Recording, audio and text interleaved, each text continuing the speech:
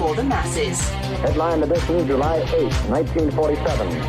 The Army Air Forces has announced that a flying disc has been found and is now in the possession of the Army. If the game is rigged, change the game. Game changer. I occasionally think how quickly our differences worldwide would vanish if we were facing an alien threat from outside this world. This is Fade to Black with your host, Jimmy Church, on the Game Changer Radio Network and KGRA, the Global Radio Alliance. I need your help to get to the year 1985. You are listening to Fade to Black with Jimmy Church on the Game Changer Network.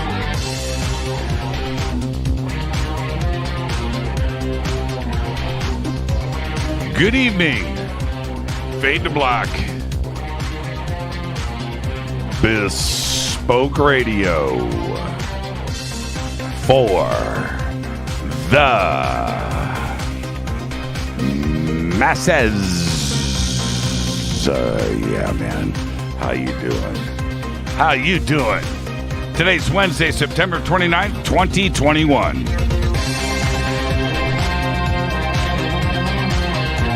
$272 days into the new year, only 93 days left.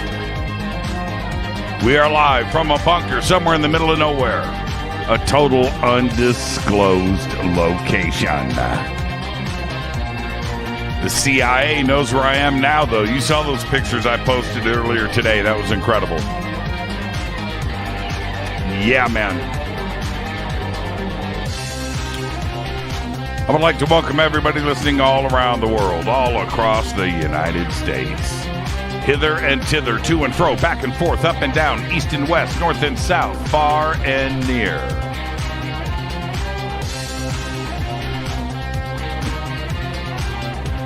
I'm your host, Jimmy Church. What is cracking, everybody?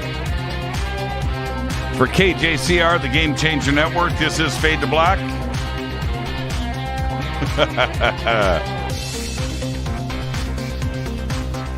I think I just blocked Awakening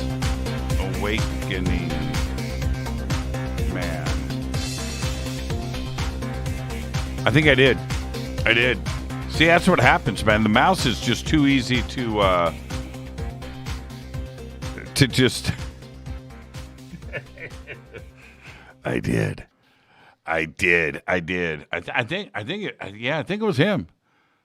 I think it was him.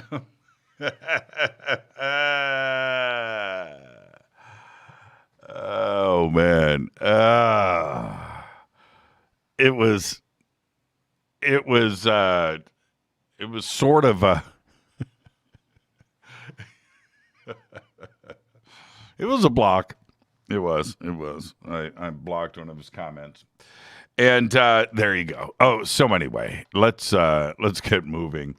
Let's get straight to it. Tonight is Fadernight. Open lines all night long, 747-228-2051. Calls are already coming in, man. And, well, that's just the way it is. Follow me on Twitter at JChurchRadio. The Sandbox is hashtag F2B on Twitter. And any questions or comments tonight or any other night, hashtag F2BQ. I want to get to one quick announcement really quick. I will be at the Star Wars USA conference in Laughlin, Nevada. It's coming up this November. I want everybody to visit StarWarsUSA.com. Get your tickets and info right there. We'll see everybody in Laughlin, Nevada. We will kick off tomorrow is the first, and then next week is Fade to Black, of course, starting on Monday. And we will kick everything off. There is also a few other big announcements that are being prepped, and they may be ready to go by Monday, too.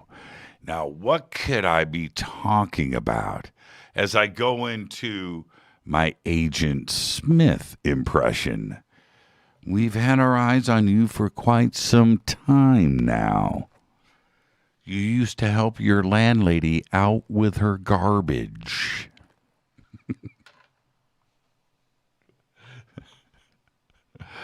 Let's get to the breaking news. La Palma is growing. That island in the Canary Islands, that Spanish island in the Canary Islands. But the island itself is growing. It's growing by lava flow that is going into the ocean. 25 new acres of land in only 36 hours since that lava has reached the sea.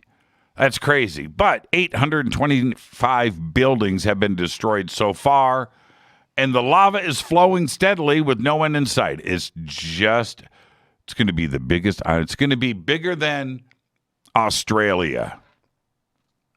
3 months after certifying that their fruit-flavored candies are guaranteed to actually float while in space, Skittles is offering one lucky fan the chance to test it out for themselves. Mars Incorporated, the confectioner behind the Taste the Rainbow brand of candies, is giving away a zero-G experience for two from Zero Gravity Corporation, along with they get their own bag of limited edition zero-G Skittles.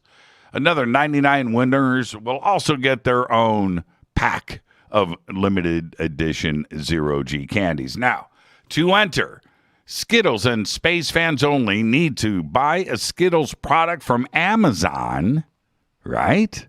And submit their order number with their contest entry at skittlesinSpace.com. That's all you got to do. You got to do all of this. The sweepstakes began on September 30th and runs through October 14th. All right. Let's see here. Da-da-da-da. I'm going to do it like that right there. Okay. All right. Oh, man. Let's try this again. I'm doing a setup for the show that should have happened. Okay, now we are all good. Next up, Virgin Galactic today announced that it is cleared to fly FAA-licensed space flights following the conclusion of an FAA inquiry that focused on air traffic control clearance and real-time mission notification related to the Unity 22 flight back in July. Now, the FAA today advised Virgin Galactic that the corrective actions proposed by the company have been accepted and conclude the FAA inquiry, which began on August 11, 2021. They include the corrective actions, include updated calculations to expand the protected airspace for future flights. 1. 2. Designating a larger area will ensure that Virgin Galactic has ample protected airspace for a variety of possible flight trajectories during spaceflight missions. 3. Additional steps into the company's flight procedures to ensure real-time mission notifications to the FAA air traffic control. Virgin Galactic continues to focus on its pre-flight readiness for Unity 23. That mission is with the Italian Air Force and is scheduled for launch sometime in mid-October. All right, this was announced today by Shakira. Where is she from? Is it Brazil? She's from Brazil, right? I think. Am I getting that right, Shakira? I forget that. I almost did the Shakira dance. Can't do it while I'm sitting down, but I do it pretty good. Shakira says, she's from Brazil, right? Shakira says that 2 wild boars attacked her in a Barcelona park and destroyed her Gucci bag. Yeah. In an Instagram story post, the singer held up her dirty and torn bag as evidence. She says she's on her way to Beverly Hills. She's going to go to Rodeo Drive and exchange the bag. Gucci's got an exchange program when you get attacked by wild boars. And she went further and said the wild boars tried to take the bag. It was a purse snatch. Yeah. Tried to take it off into the woods. She fought back. Good for Shakira. Let's get the show cracking. Happy birthday to today. Fran Drescher is 64, Spinal Tap. She also played Connie in Saturday Night Fever. Marion Cotillard today is 46, won an Academy Award for Best Actress as singer Edith Piaf in La Vie en Rose. She was also in Inception and Big Fish. Our dead guy's birthday today is Frankie Lyman, 1942 to 1968, died at the age of 25.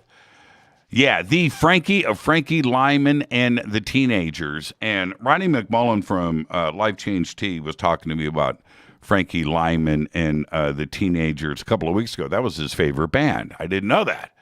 One of the most successful groups at the start of the rock and roll back in 1956. Of course, Ronnie was around back then and bought the album himself. With hits like "Why Do Fools Fall in Love?" I want you to be my girl. I promise to remember. Who Can Explain? The ABCs of Love. And my favorite, I'm Not a Juvenile Delinquent. All of the success lasting just 1 year. In early 1957, Lyman and the Teenagers broke up while on tour in Europe. But the story doesn't end there. In 1993, Frankie Lyman and the Teenagers were inducted into the Rock and Roll Hall of Fame. But also, Frankie married 3 women, apparently to all of them at the same time. That's right. On February 27th, 1968, he was found dead of a heroin overdose at the age of 25 on the floor of his grandmother's bathroom with a syringe by his side. He was never paid any royalties for any of the songs that he wrote or recorded, and the 3 women were in court for years suing for his estate, which all involved mobster Morris Levy. Happy birthday, Frankie. You lived one crazy life in 25 short years. On this day in history, 1955. At 5:45 p.m., 24-year-old actor James Dean is killed in Chalami, California, when his Porsche that he was driving hits a Ford Tudor sedan at an intersection. Only one of his movies, East of Eden, had been released at that time. Rebel Without a Cause and Giant opened after his death. But he was always on his way to superstardom. But that crash made him a legend. Fader fact, Tim Storms is a singer who holds the record for the lowest note produced by a human, breaking Ronnie McMullen's previous low note record.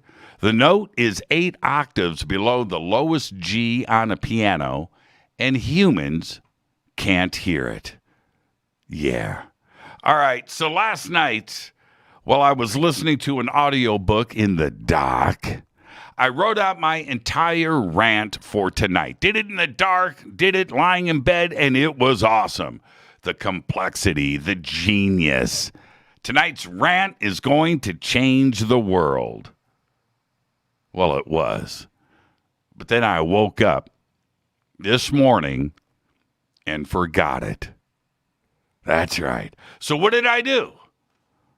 I got on the phone and I called Ronnie McMullen. I said, Ronnie, I need you on the show tonight, man. I forgot my rant. It was in a dream.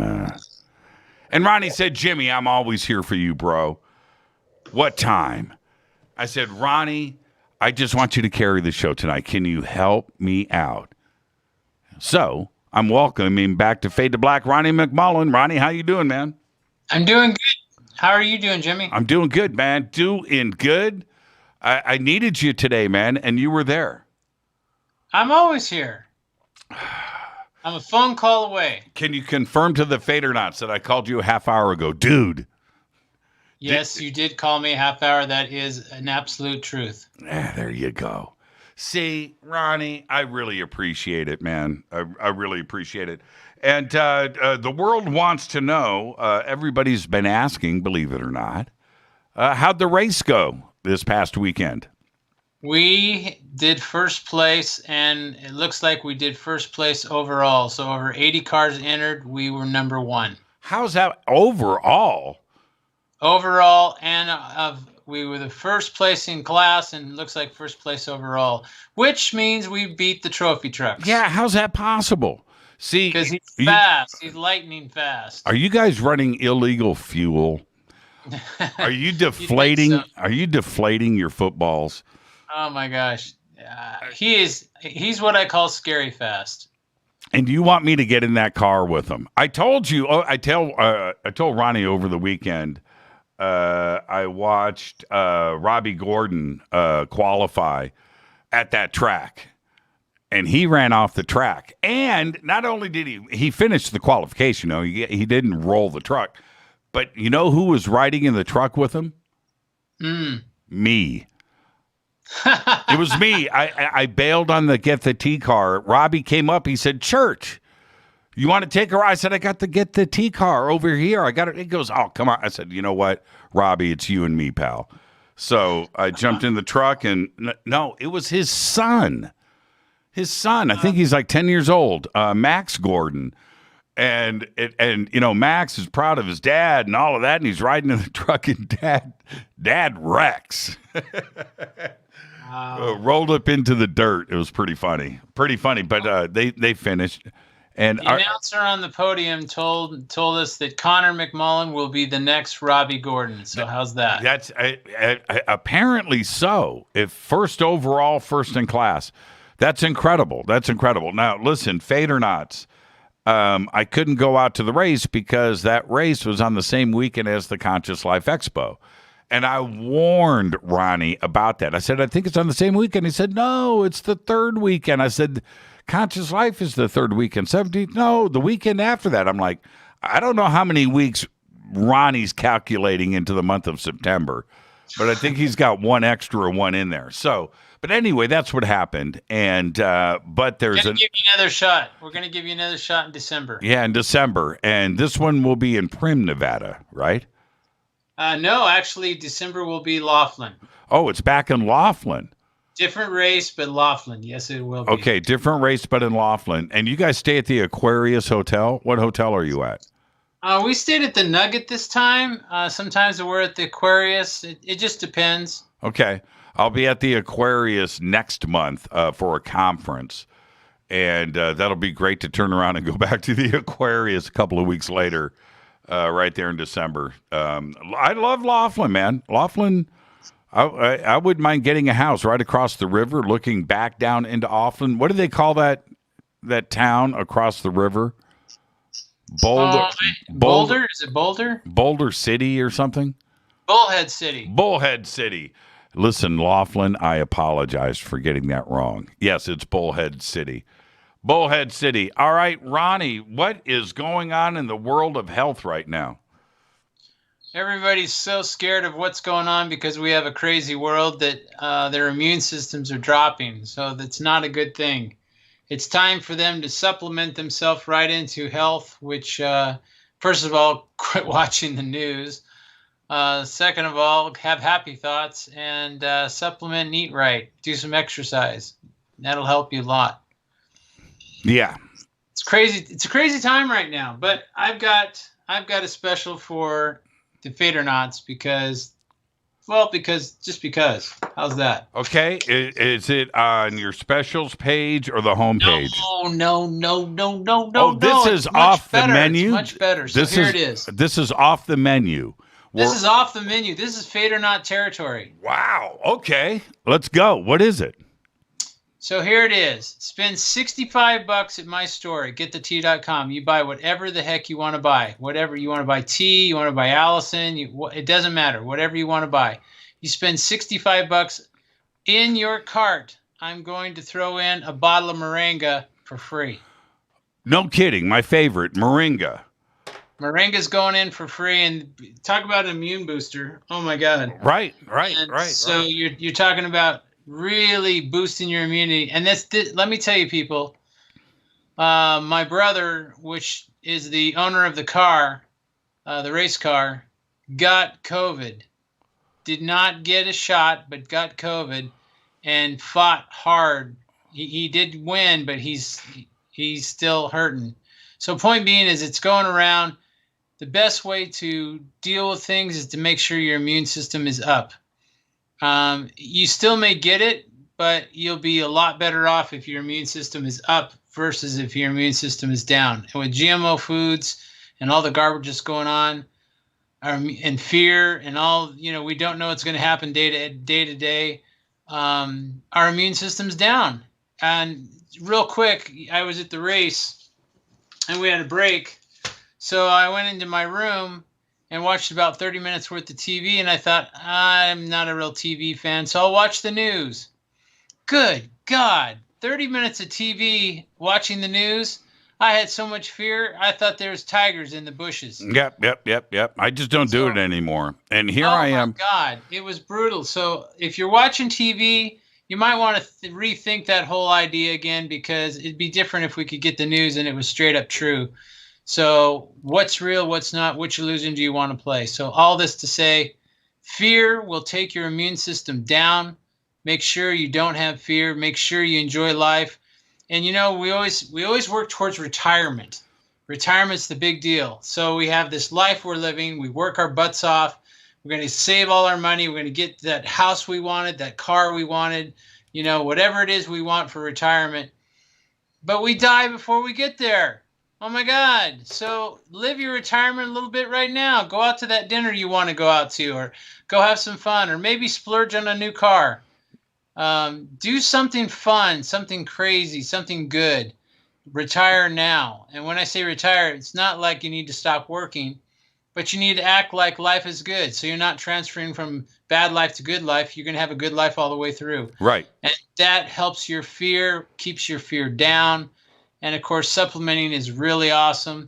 So if you spend $65, here we go again, $65 at the store, getthetea.com, and whatever you want, if you put in Fader in the coupon code, hit apply, it's on your shopping cart, automatically a Moringa will go into your shopping cart for free.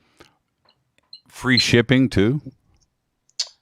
Jimmy, you're killing me. That's right.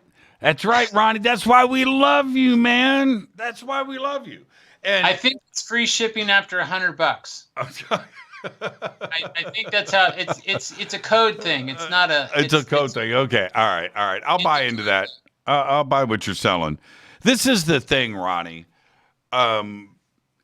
Your health. You can have the most perfect mind and think positive thoughts, but you still need to make sure your body is running correctly. You've got to have your immune system correct. You have to have, and those positive thoughts with your body in tune with Get the Tea and Ronnie McMullen, you're going to win. And that positive vibe in life, that's what keeps you young, and people don't know this. I don't really talk about it, Ronnie. My birthday is next week on October 10th. And how old are you going to be? 247 years old. I'm 247. I'm going to be 248. 248 years old. I look great. Life change tea. Positive attitude. Right? You can do it. I don't work out. ET phone home. ET phone home. Ronnie, man, you are the absolute very best. Now, what does with young Connor at the end of the season? What's going to happen? Is Coca-Cola, is Verizon going to come along and bump you out? Is he going to get bumped up to the trophy trucks? Success is going to bring him attention, right? Yes, but our goal is maybe bottle the tea, and we have our own trophy truck. We have a tea truck. We have a tea car right now, so let's go move to tea truck. Right. The whole team is kind of wanting that. We stand out, Jimmy. I mean, we stand out in so many areas. First of all, we have one of the youngest drivers in the industry. He's 20 years old, and he's winning first place. I mean, all the time. So we have that going for us. We have one of the most catchy cars because it's a green car, and it stands out. I mean, from the air, from the footage from the helicopter to on the side, the fact how he drives it. Our pit crew is incredible. We have maybe a minute to a minute and a half pit, and he's back on the road again. That's changing tires and everything else. I mean, we're not, maybe not NASCAR, but for the dirt, we're doing doggone good. So Coca-Cola and all those companies. Right. They have some of that stuff, but how do I say it? They're not family. Yeah, I know. You know, this is a movie. Who's going to play you in the movie? Hey, wait a minute. Who's going to play me in the movie? Who's going to play me? JC comes to town. Yeah. I want Joe Pesci. I want Joe Pesci to play me in the movie. Ronnie, thank you so much, man. Thank you so much. God. You are the absolute very best. And yes, you are a sponsor of the show. You've been with us for a very long time, but you're also a friend. You're a Fadernight. You're part of this family. We love you. Thank you for everything that you do, man, and your support. Thank you so much. I appreciate it, my friend. Ronnie McMullen. And there it is. The new specials right there. Just for the Fadernauts. Just spend $65. You're going to get a bottle of Moringa. My favorite Get the Tea product. I've been talking about his Moringa for years. So you're going to get that. Spend $65. Spend $100. Free shipping and the Moringa. Promo code Fader. That's all you got to do. All right. This is Fade to Black. I am your host, Jimmy Church.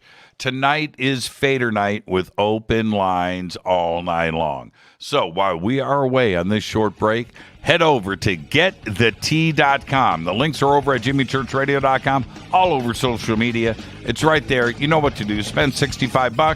Promo code Fader. It's going to be right there. Free bottle of Moringa. I'll be right back. Stay with us.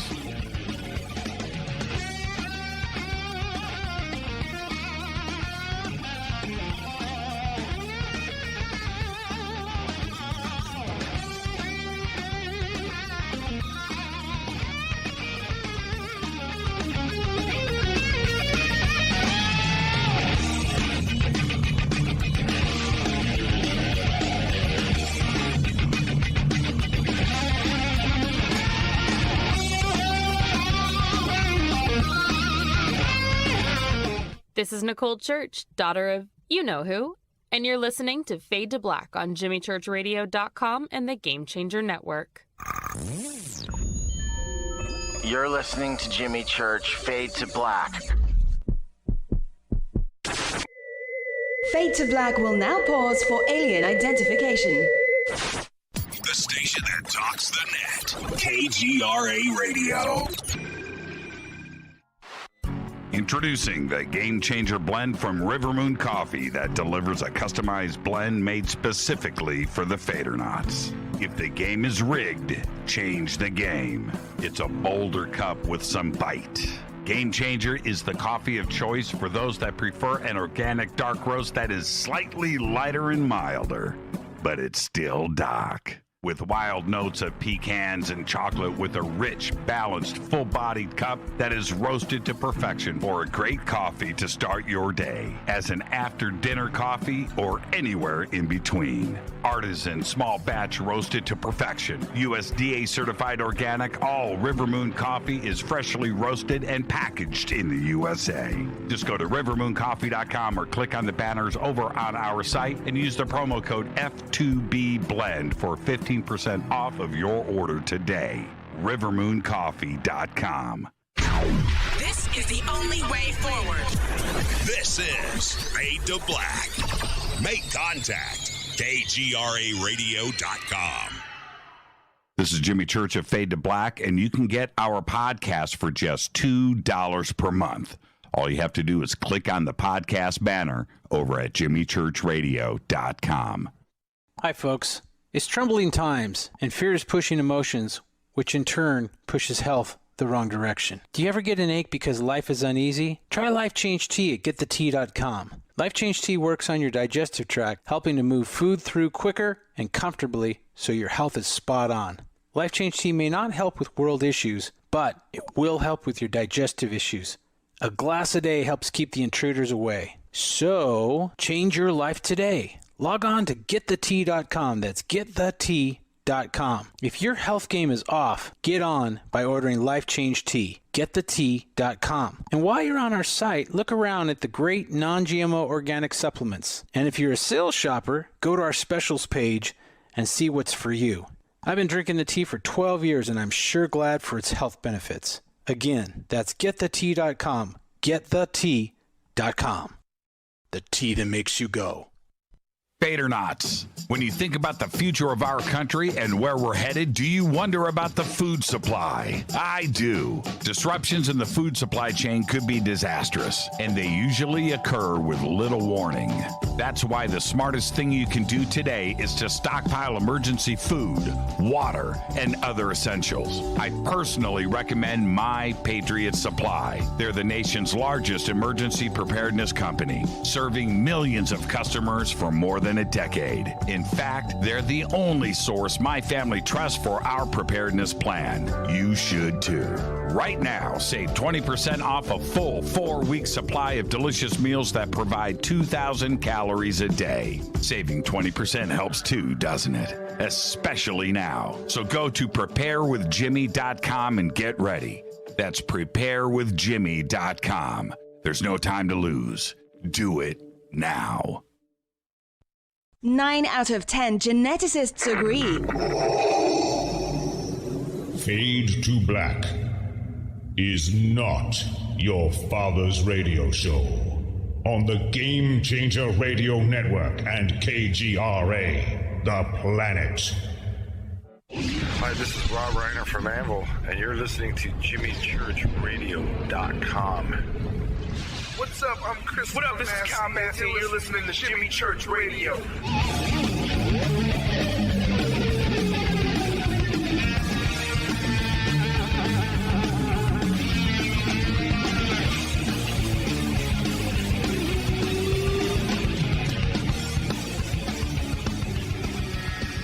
All right, welcome back. Fade to Black. I'm your host, Jimmy Church. Tonight is Fadernight. Open lines. Open lines all night long. 747-228-2051. All right, 747-228-2051. If you're on hold, stay right there. Stay right there. I'm pointing at the screen like they can see what I'm doing. All right. Kaz just posted a GIF from one of my favorite movies. And I just said my favorite movies, and is it The Great Race? Man,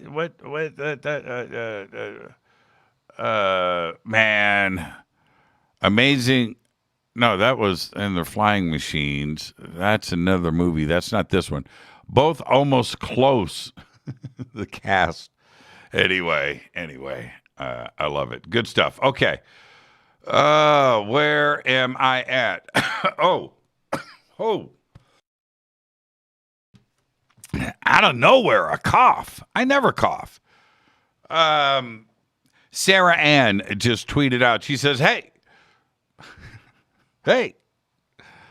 I'm buying 2 gifted tea packages as we Fadernight. Is there a sweet freebie or discount code? We just announced it. Sarah Ann, you get a free bottle of Moringa. Just spend $65. You get a free bottle of Moringa. Spend $100, you're going to get that bottle of Moringa and free shipping with that promo code Fader. So there you go. Sarah Ann, go and get you some. Right? Is Sarah going to do 2 separate orders of $65 each? 2 bottles of Moringa? That's pretty smart. I see how she's playing this. Ronnie's listening right now going, oh, man, hey. He didn't say it had to be, one person, 10 orders. Yeah. Smart move. Okay. Where am I at? Oh, so what I was saying was Booberry. That looks like a new box. Is Booberry back? Oh, man. Am I going to have this store had this on the shelf? That's from Cassandra Graham. Booberry. I'm going to buy that just because. I quit doing cereal. The only cereal that I eat these days. No, that's not true. I'm not. No, I'm fibbing. That's a big fib. Wah, nose just grew. But I really like that maple pecan granola from Trader Joe's. Oh, man. I mean, is it Lucky Charms? Right? Is it Lucky? The other night we were got together at the Conscious Life Expo. We were sitting outside, me and the Fadernauts, and ended up having that cereal conversation. Got into it. Cinnamon Toast Crunch. Cinnamon Life. Peanut Butter Crunch. Lucky Charms. And I think that the consensus was, though, with everybody there, kind of like Lucky Charms is king. It was Lucky Charms and Crunch Berries. I think that's the two tippity tops. The two tippity tops. Okay. I was mentioning during the break, before I get to these calls. Not during the break. What am I? During my rant before Ronnie came on, that last night and this is the truth, my rant came to me. I was awake. I wasn't asleep. And I'm in the dark and I'm listening to this audio book and that's kind of in the background and stuff. But I write and I got it, man. I got the intro, right? I got act 1. I've got act 2. I got the close. I got the comeback and tie it all together and wrote it all out. I'm like, wow. And I said to myself, I said, hey, I need to write this down, and there was something that said to me, just get up, get on the computer and open up Word and type this out. And I somehow sold myself. I closed the deal with myself. I said, no, church, you got this. You've already written it out. It's you don't have to get up. And I was this close. I mean, I had the blankets like this, getting ready to pull them back and get out of bed. I was in this position. And I talked myself out of it. I went, no, you know what? I've got this. I wake up this morning and I had a whole laundry list of things to do. And I got up at 8. I get up at 8 every day, 8 a.m. No alarm clock. It's just 8 a.m. And I'm going through my laundry list. I was like, okay, I got to do this. I got to get this done. I got to go do this. I got this. Okay. All right. It's go time. And so I get up, I take a shower, and then didn't I write that rant last night? And I went, what was it about? No. And I was like, I forgot it.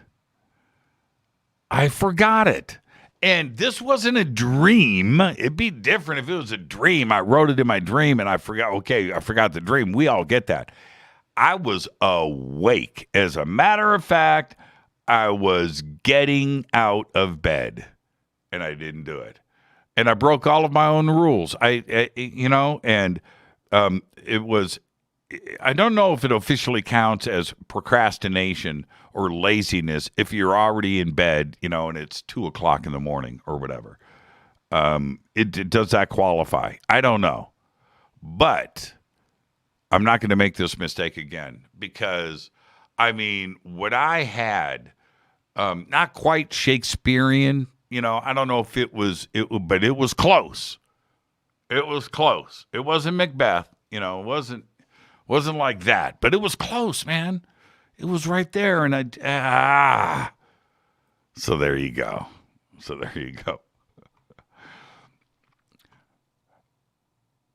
Oh, I thought that was, Eric. I blocked Eric, by the way. I blocked Eric earlier. And no way to unblock that, by the way, Eric. You just got blocked. I can't undo it. And he mentioned Boo Berries. All right, that's it. 747-228-2051. Let's just go straight to the phones. Let's see who's up first. Hi, you're live on Faded Black. Who's calling? You're live. Oh. I don't know what to do about that now, so I got to slow it down. Let's see who's up first. Hi, you're live on Faded Black. Who's calling? Hi, this is DJ from North Carolina. DJ are you a DJ? Or do you but I have called you before. You have? When? I called many months back, and I was the person who asked you about hydro inclusions inside crystal skulls. Oh yeah, DJ. How you doing? Good. How are you? Hydro inclusions. It's I ended up I went to the library. I got out a bunch of books and started to read about it and following up. It was just amazing. I didn't. Oh, really? I didn't. Did you find anything interesting? No, I didn't, DJ. I'm just messing with you. But what's it like out there in North Carolina? Oh, not much. Just, south closing down the summertime, so it's starting to get cold. Yeah, same thing out here. I live in the desert. All of California is a desert. But it is even the desert gets cold, right? And it's I noticed the last few days it just kind of started to chill out a little bit. So maybe we're finally here, and winter is right around the corner. So what's on your mind tonight, DJ? Well, speaking of seasons upon us, since it's almost spooky season, I was wondering what you could tell us about what you have in store for us this month for spooky season. Can we expect any ghostly subjects? Or I think last Halloween you had I'm not sure if I'm referring to her correctly, but a medium or someone was on your show. That's Sha. Yeah, Sha the Loom Witch. She does every Halloween with us. She's amazing. And she's been with us now, I think 7 years, maybe 8. And she's amazing. And she lives in East Coast, Massachusetts. And okay. Yeah, and I never had a chance to meet her. And then she came out to the Laughlin UFO conference, and I got to hang out, and that was incredible to hang out with Sha. But so this is what I normally like to do in October. A lot of TV and radio, they want to do the spooky Rocktober, and it's great. Halloween's one of my favorite. Seriously, one of my favorite holidays. It's nearly a perfect holiday. I just love it. But what I do is I'd like to have Fadernights with ghost stories, and we give away gifts and stuff like that for the best stories. I'd love to bring on different show hosts out there for them to share their best ghost stories with us.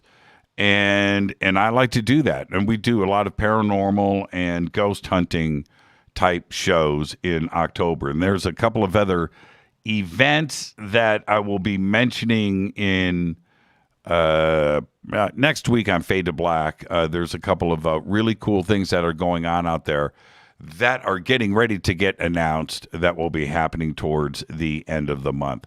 So, I just love October. I do. And I love a good ghost story. Do you have one?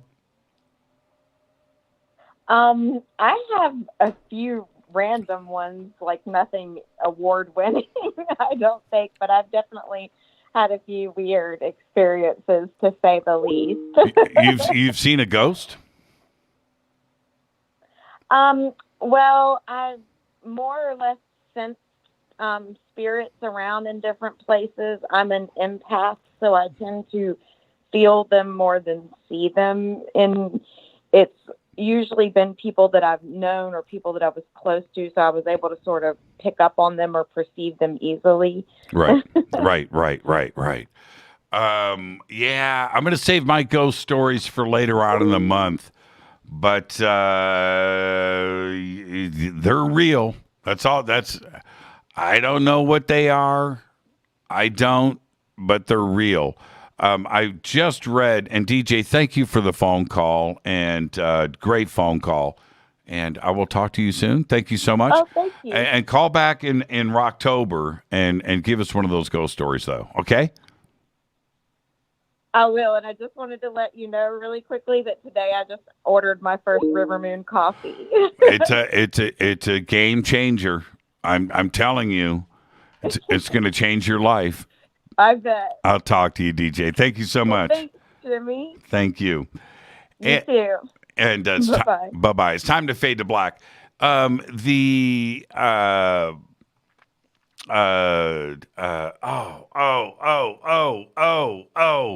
It just left me.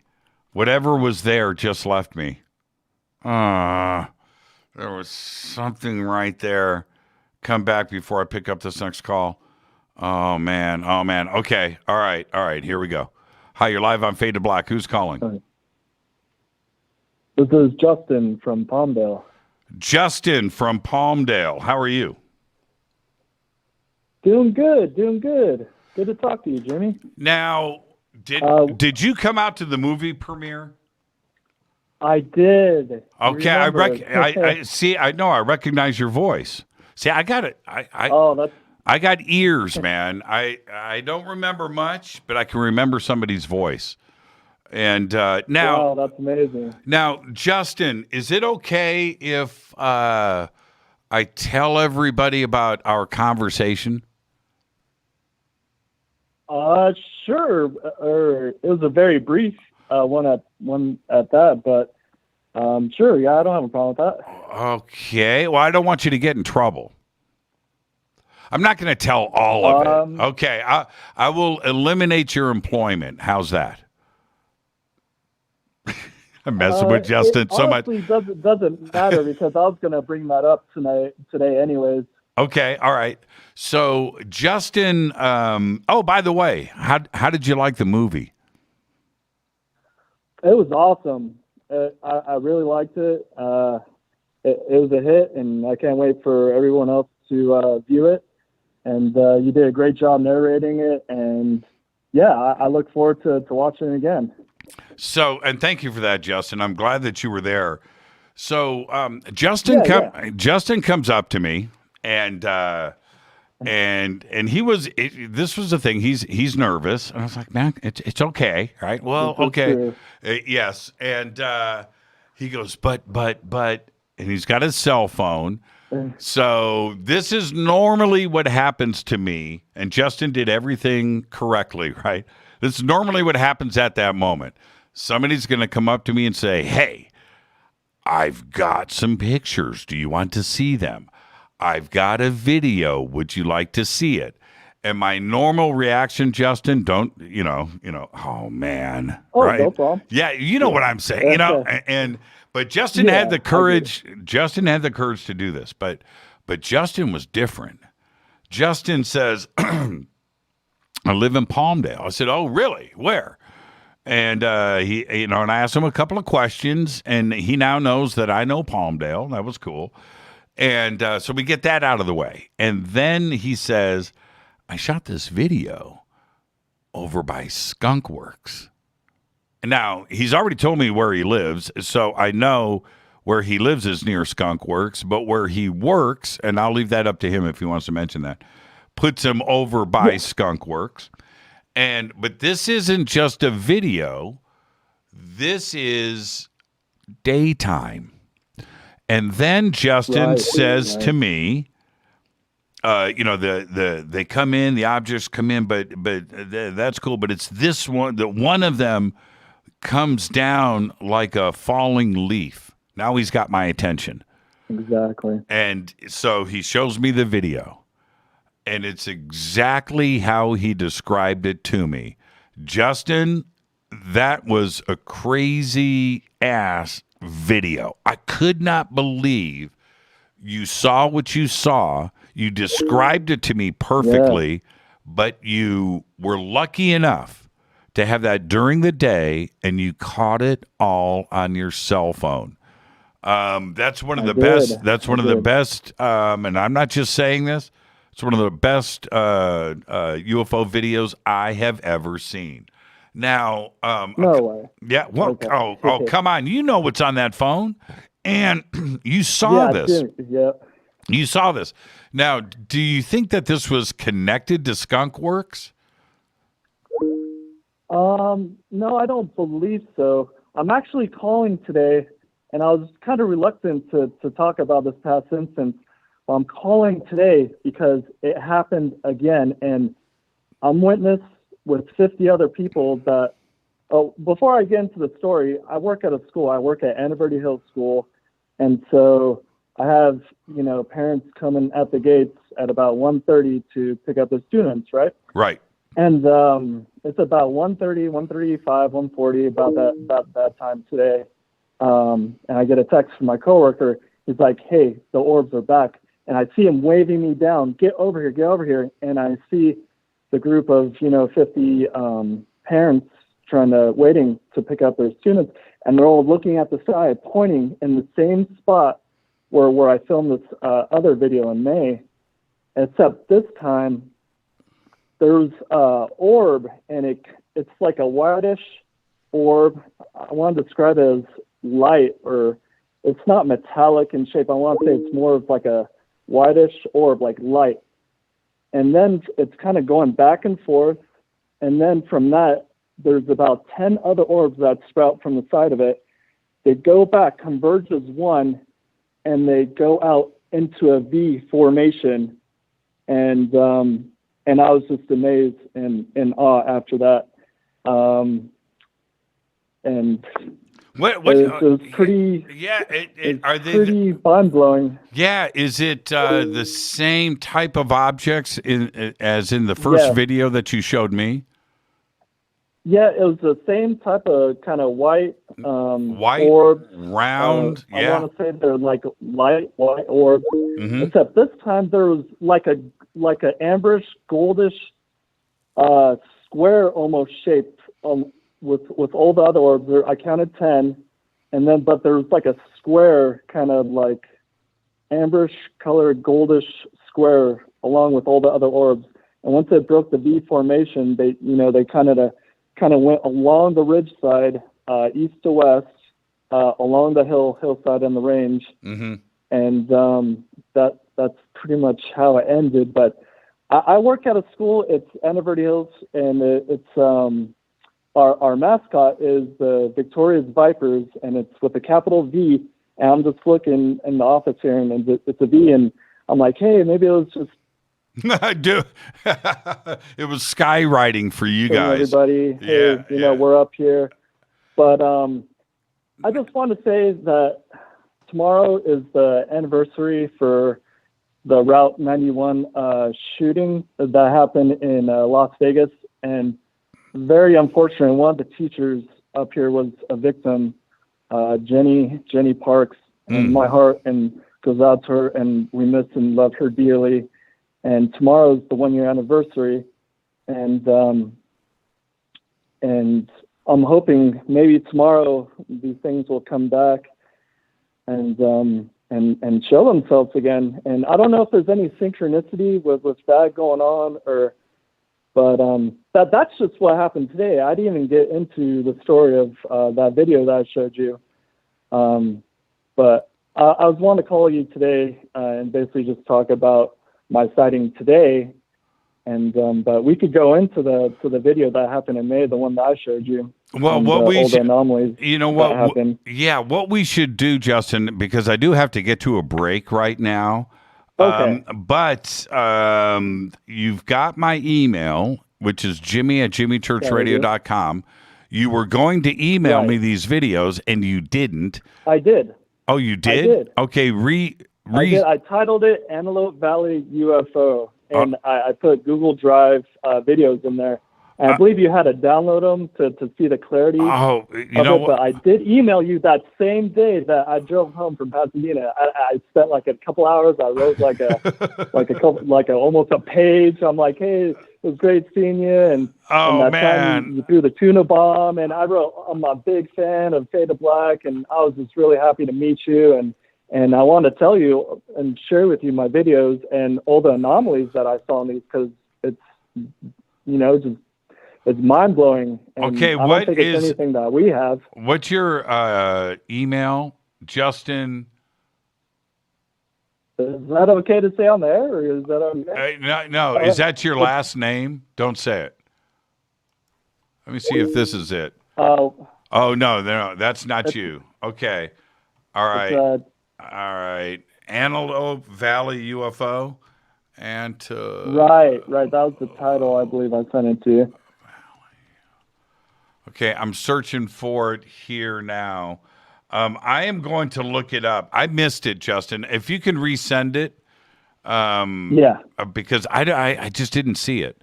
So I am. Okay. I'm going to. Oh. I'm going. I will resend that to you tonight. Yeah, do that. But one last quick thing. I just saw on your Twitter you saw that U-2 spy plane. Yeah. Well, what's crazy, I saw a bunch of aircrafts going over, but I saw an aircraft that had like the dish on top, and I don't know what plane you call that. Right. And but anyways, because I'm not sure if we live around in the same area but hey. If you ever were ever to do, Skywatch, I would be your right-hand man, and I would love to get a group together and go, check out Edwards or, but if you ever do like a public kind of thing like that, that'd be awesome. I'll keep you posted. Yeah, I'm somewhere in the Mojave Desert. Somewhere in the Mojave. Okay. But yeah, did you see that U2 today? YouTube. No, U2, U2, the plane. Yeah, no, I saw that on your Twitter. Yeah, the U2. Yeah, did you see it? I want to say that I did. Yeah, it was low. I want to say that I did. Yeah, it was low. Yeah, it was low. It was crazy. Well, Justin, I'm 20 seconds late to commercials. Send me those videos, and I want you back on the show next Thursday. We'll go through the videos, and we'll show them to the world. Sure. Deal? And if anything happens tomorrow, I'll be ready with my camcorder. I'll send you those videos tonight, and we'll keep in touch and fade to black. Fade to black, Justin. Thank you so much, my friend. All right, thanks, Jimmy. Great phone call right there. Justin, right here in Palmdale.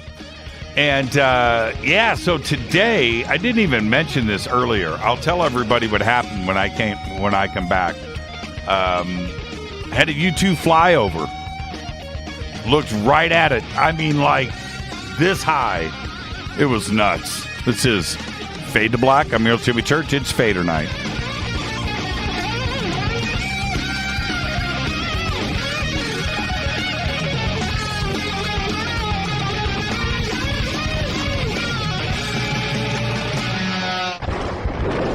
This is Fade to Black with Jimmy Church on the Game Changer Radio Network and KGRA, the Global Radio Alliance.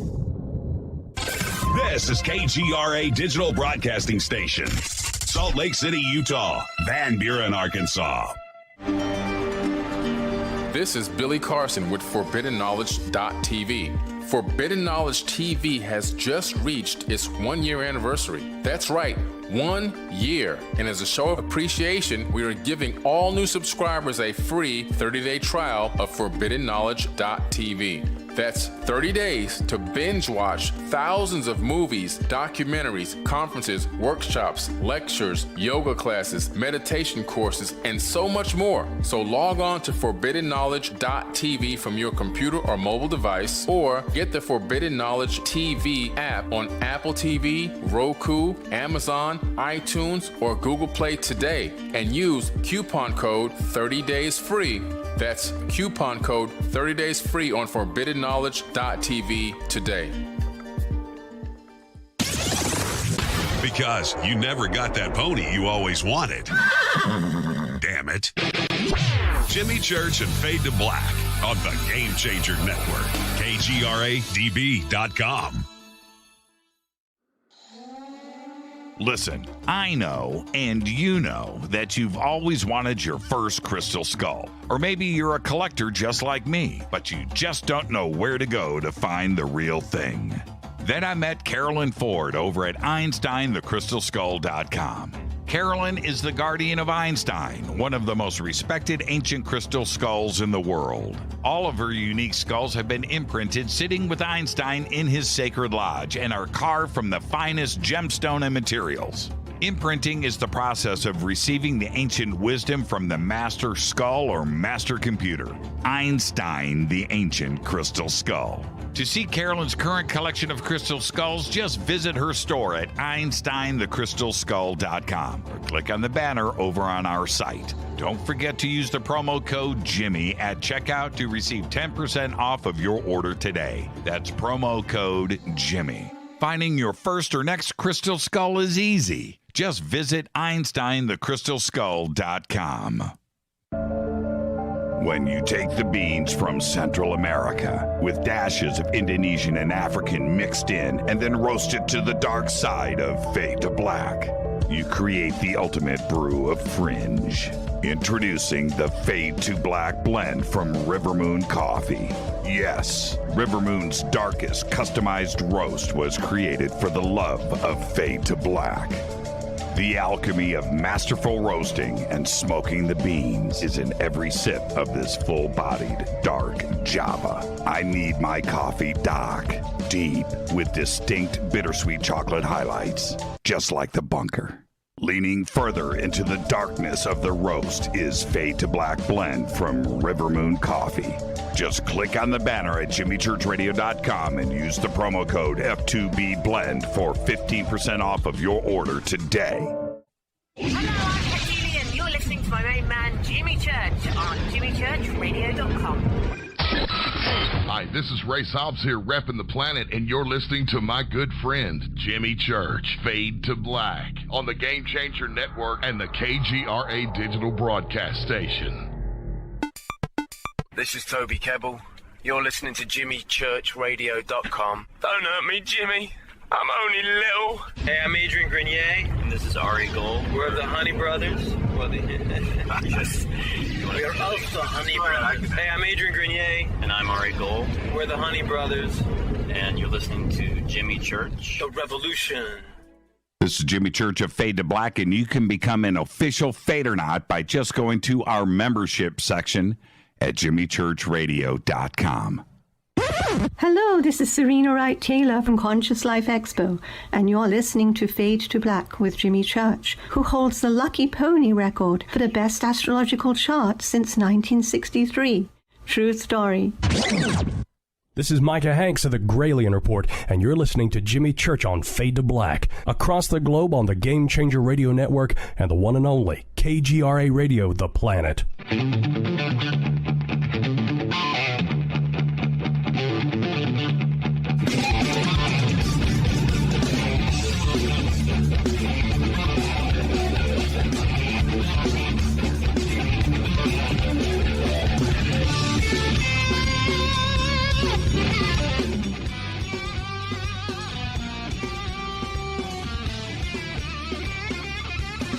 Welcome back, Fade to Black. I am your host, Jimmy Church.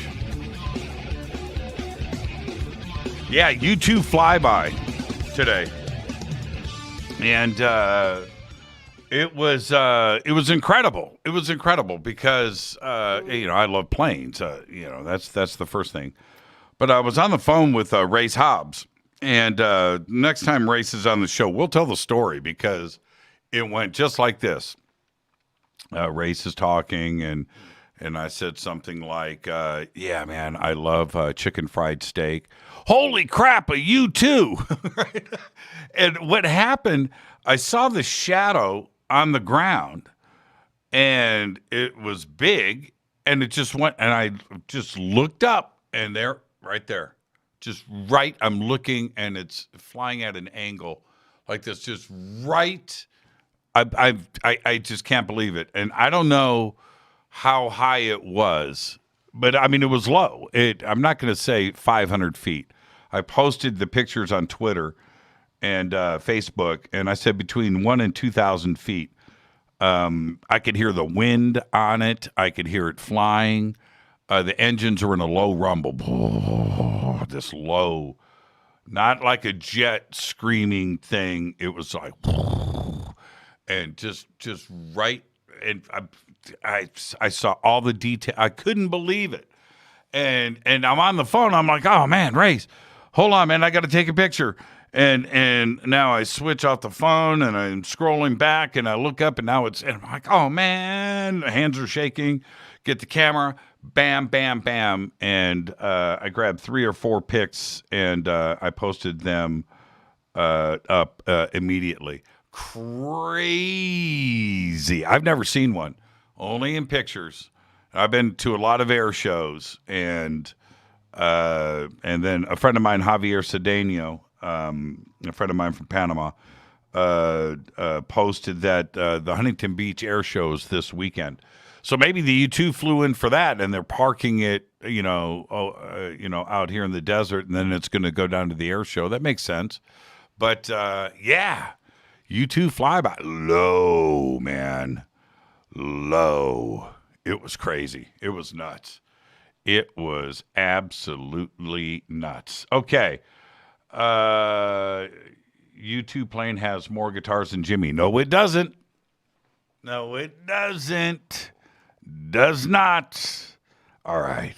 It's Thursday night. It is Fadernight. It's open lines all night long. 747-228-2051. Let's get back to the calls. Hi, you're live on Fade to Black. Who's calling? Hey, Jimmy, how you doing? This is Drew Banky. Drew Banky. How are you? Good, brother. I've been trying to get in contact with you for a while, and it was suggested by the Awakening Man to come on here on Thursday night and touch base with you. And why would he do such a thing? Well, I've been on a bunch of podcasts over the years on Grant Cameron. I was recently on Shift Happens with Gigi. And I'm an author of 2 books. I'm also a co-founder of a plant medicine church here in southern Colorado. I'm also a veteran. I did 2 tours in Iraq. And, yeah, I just wanted to touch base with you and hopefully do a longer show with you to delve deeper into what I've seen and been through. I'm also Native American.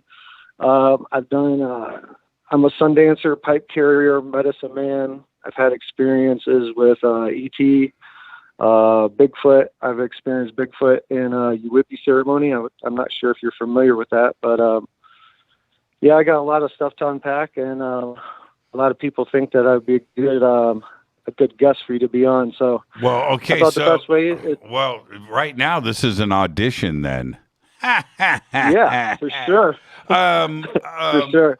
But one thing caught my attention there really quick, Drew. You said a plant-based, what did you say? A plant-based church? What? So we're a plant medicine church. So we work with ayahuasca, with San Pedro. Okay. We also have equine therapy. We have 3 horses. So there's other things that we offer outside of the plant medicine, but the basis. See, ayahuasca saved me in 2016 from depression, PTSD, from having 2 deployments to Iraq. Sure. Shortly after that, the medicine explained I was going to be an author and a medicine man and all this stuff. And at the time, I had no idea. But looking back on it, I couldn't see myself doing anything other than what I'm doing now. Is a plant-based church, is that, I don't even know, I'm going to ask, is that legal? So here's the basis behind it. We're a 501c3. We're a nonprofit church. We're registered with the state of Colorado. We have 2 lawyers that represent us, and we're operating under the Religious Freedom Act. Both me and my wife are Native American. My wife is Blackfoot. So the way we structured it, the statement of beliefs of our church is we ingrained basically my story, my healing story. And also my 2 books are ingrained in our statement of beliefs, basically saying that we do these in a religious manner, a spiritual manner, really, not a religious manner, a spiritual manner, and do it for healing. It's not we don't have Burning Man. It's more about actual healing and trying to actual better people. So another thing that we do, we this is all optional for people after they participate in ceremonies with us. They can have reviews. So we have reviews from several different people, hundreds of people that now, including doctors and government officials from other countries and chiropractors and tons of veterans and nurses and everywhere in between. And the story after story after story, basically every time we get a review, we're just keeping on building our case in case we ever do have to go in front of a legal system and show that we're actually doing this for the betterment of humanity, really. Yeah, it's not recreational. It's not Burning Man. Right. And, I've talked to, I've got a few shamans that are friends of mine that have clinics south of the border in a couple of different countries. But their approach to it is for people that have failed with traditional methods of something that is addictive in their life. It could be eating, could be cigarettes, could be heroin, right? It could be a lot of things. It could be sex. It could be, whatever it is that is stopping you and disrupting your life to help fix this. And they were telling me, now these are friends. I'm not a prospective client, right? I'm not getting a pitch, but they were they were telling me that they've got a 100% cure rate. That with opiate addiction and cigarettes, people that are smoking 2 packs a day for 40 years are quit.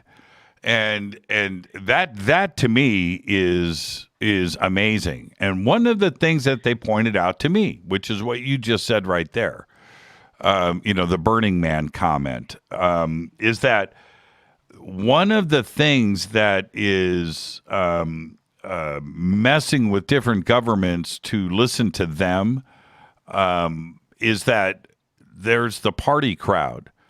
Right? It's a bunch of frat boys, from Boston getting on a plane, flying to Ecuador to go party with a shaman. They're not going down there to get healed. They're not going down there to, ask the complex questions about life and trying to do a deep self introspective, right? Sure. That's not what they're doing. They're going down there to party, and they're drinking on the plane the whole way, and you know what I mean? And that is messing with their reputation of ayahuasca and DMT. This is not a recreational party drug. Sure, absolutely. But in that case, even if that group of frat boys go down there without the intention of going down there for a lesson, they're going to receive a lesson. They are going to get. That's right. That's right. That flight back. Receive a lesson. Yeah, that flight back is not going to be a pleasant one. Yeah. So, but I agree. Ultimately, Tesla had it right back in the day. Everything, the whole universe is a mixture of frequency and vibration, and if anything is off in your aura, it manifests in physical form. So we've actually treated physical ailments in individuals through these plant medicine ceremonies because we can figure out, with the help of the medicine, with the help of the spirits or whatever you want to, the energetic realm or whatever you want to call it. In that ceremonial setting, we can figure out what trauma has manifested in this physical ailment or this depression, and we can go to the source of that ailment and fix it that way in that space. And that's really in a nutshell what the ceremonies do. And I got a lot. I would love to get more into it. There's so much that I could talk about, Jimmy. And I know I just got a little bit here, but sure. Yeah, I've been trying to get through to you, and Gigi suggested that I reach out to you, and I'm sure he's going to be saying something about me and soon. But I did a show here recently with him, blew his mind, and yeah, I'm about to go back on in a couple weeks with him, and yeah, I'd love to have a deeper conversation with you sometime, brother. Yeah, okay, let's do that. Let's circle back, and it's already been interesting so far, Drew. And so the connection's been made. It's all simple, and let's circle back this week, and we'll see what we can make happen. Right on, brother. Appreciate you. Have a great night. What's the best way to reach out to you, Jimmy? I can't do that on the air, but I'll give you the best way later. Okay. Okay. All right. I'll talk to you, Drew. All right, brother. Later. Have a great night. And that's a fascinating subject. And Drew, thank you for the phone call. And yeah. Okay. That's a guarantee. It's a guarantee. That's an amazing show right there. We'll circle back and get that done. Let's see. Let me get to these calls in order. Yeah, absolutely. Absolutely. One day. The there were a couple of shows. I know that I saw one. I'm sure that there was more than one. When Joe Rogan smoked DMT on the air. Now, he's his own man. He can do what he wants. Not even in any way suggesting he shouldn't have done it. But I would never do that. And that was like a recreational approach to it. If and it's going to happen sooner or later, I am going to have a DMT ceremony. I'm not going to go full ayahuasca yet, but baby steps. But I'm going to treat DMT with the respect that it needs to have. It's not going to be some recreation. Oh, let's go. No. I'm not going to approach it that way.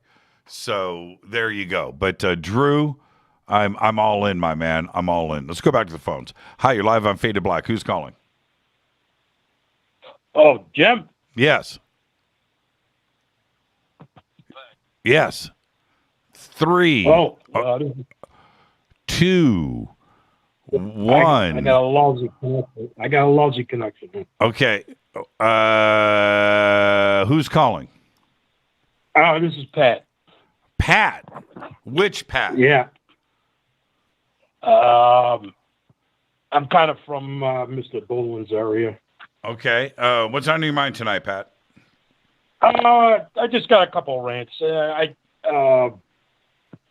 This is the first time for me. I enjoy your show, and whenever I get a chance, I listen. And I just want to make one comment. I think it was maybe a month ago, you said something about 80s rock and roll. Uh-huh. It ended for me there, too. Rock and roll ended for you in the 80s? Yeah, I mean, that was my peak when I've been playing for years. I mean, after the 80s, Yeah. I kind of lost, Yeah. I would say for me, I started to tune out probably around 93, right after Pearl Jam's first album. And then I stopped making attempts, and I just kind of phased out, but I stopped making attempts of finding new music and getting excited about a new, you know what? That's not true though. There were a couple of bands in the 90s that blew my mind. So that's not entirely true. Corrosion of Conformity. That first album, holy crap, right? I mean, I lost my mind with that. Well, so yeah, with due respect, I mean, that's okay. But I've grown up with opera country and then standards like with Sinatra and Dean Martin and all that stuff. But but as far as I worked every weekend, and I wasn't to the grunge, you know what I'm saying. Well, yeah, but what about, okay, but hold on a minute. Okay, now let's just pump the brakes for a second. Rage Against the Machine? What about Rage Against the Machine? What about Pantera and Dimebag Darrell and everything that there was some dynamic stuff. So that's why I had to just correct myself before I say I checked out, after Pearl Jam's last album or first album, because that's not entirely true. There was a lot of great stuff that I just. But today's music, everything. It's rough. Everything's processed. It don't take anything. All you got to do is just push a button and. Yeah. But that's I didn't call because of the music, but I wouldn't agree with you. I caught your show with. I was very impressed with what's his name, Timothy. Alberino. Yeah, Timothy Alberino. Oh, yeah, it was a great show. I mean, he hit it right on the head, as far as I'm concerned. Yeah. Because as far as I'm concerned, the UFO, it's split right down the middle. I don't know who to believe anymore. I know, right? What kind of guitar? What kind of guitar do you play, Pat? Well, I play bass and what kind of bass? And guitar. What kind of bass do you have? I got 2 P basses. I got 2 Strats, Les Paul. Yeah, you got it going on. You got it going on. What kind of Strats? Well, see, I'm losing. See, what's happening with me right now is that this delay is killing me, and I had a pair of headphones on, and I'm in the studio, and I'm coming through the computer, and I understand this delay, so I still can't hear it. I mean, do you have? Look, you're playing rock. Can you see you're playing rock and roll for 40 years, and you can't hear much anymore. Yeah, I know. I'm in the same boat. Can you see me on video, or are you just listening to the audio? No, I can see you. Stay right there, Pat. Stay right there. I'm going to show you something on the video. Okay? So, I'm going to show you something cool.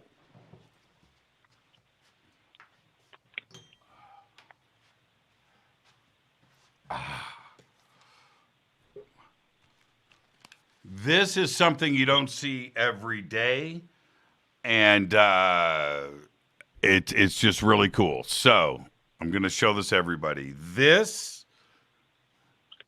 is a baby Fender Strat in Olympic white. It's a limited edition. Look at this. It's a little tiny, little baby Fender Strat. Little tiny cruise. Yeah, look at it. So you can see it now. And so instead of 3 knobs, it's got 2. It's a hardtail. I'm going to put some Ingves in here. But it's tiny. It weighs like 2 pounds. It's got great frets, and it's just a baby Fender Strat, man. It's a baby. It's a copy of the standard, then. Right? It's made by Fender, man. It's a Fender. Oh, it's a Squire. It's a Squire. Okay. Yeah, it's a baby Fender Strat. It is like the craziest. It's so cool. So anyway. Yeah, that's nice. There you go. So anyway, I just thought I'd show that to everybody. It's something you don't see every day. Something you don't see every day. Pat, I got to get to some more phone calls, and I got to get to a commercial break here, man. But don't be a stranger. I love first-time callers, man. Thank you so much. But you know what I'm saying as far as UFO community? Who knows? I don't know anymore. I can't afford to wait. I can't afford to wait 70 more years. I know, right? Everybody's saying the same thing. Everybody's saying the same thing. There's people that gone to their grave without even knowing, like Stanford Freeman and. Well, yes, and look, Jim Mars, and right, exactly. Exactly. On down the list, but. For those you ain't as far down the list as I am, buddy.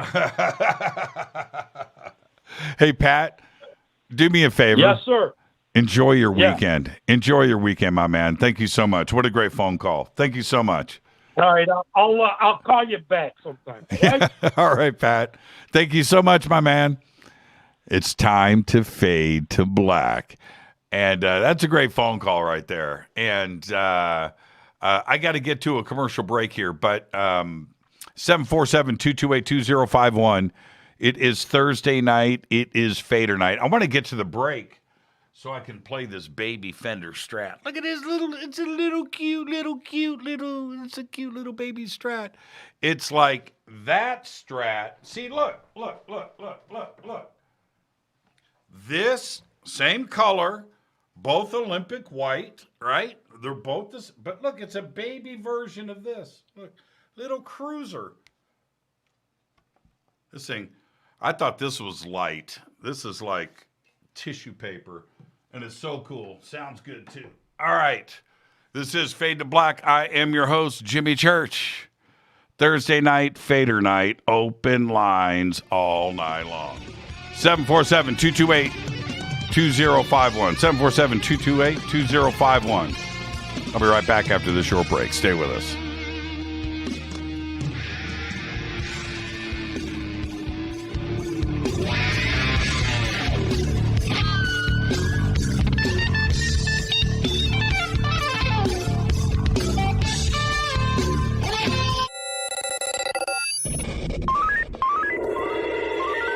Way out here, we listen to Jimmy Church. You're listening to Fade to Black. Always on the edge of the hottest alternative talk. Jimmy Church with Fade to Black. KGRARadio.com. ¿Qué tal, mis amigos? Yo soy Mario Carson, el tiburón, y los invito para que escuchen a mi buen amigo Jimmy Church Radio. ¡Claro que sí! Fadernauts. When you think about the future of our country and where we're headed, do you wonder about the food supply? I do. Disruptions in the food supply chain could be disastrous, and they usually occur with little warning.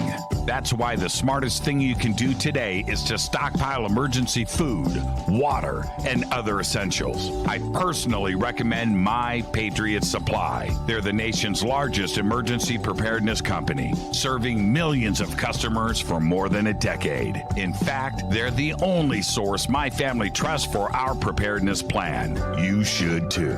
Right now, save 20% off a full 4-week supply of delicious meals that provide 2,000 calories a day. Saving 20% helps too, doesn't it? Especially now. So go to preparewithjimmy.com and get ready. That's preparewithjimmy.com. There's no time to lose. Do it now.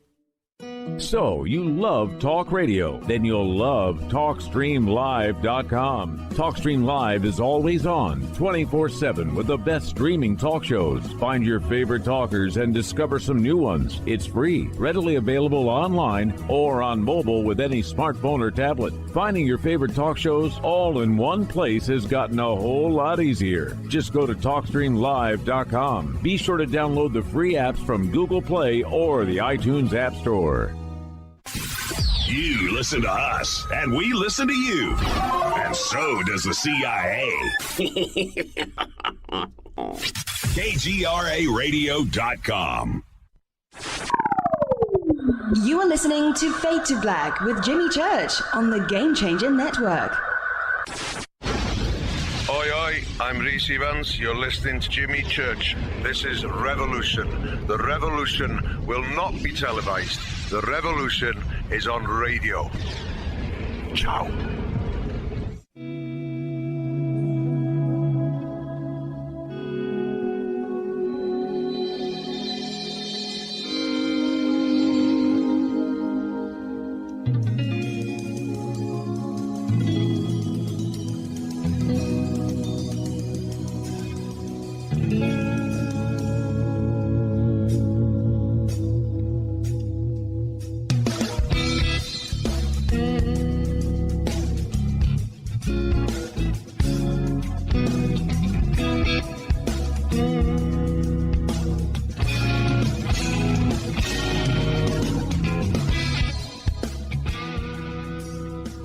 Welcome back, Fade to Black. I am your host, Jimmy Church.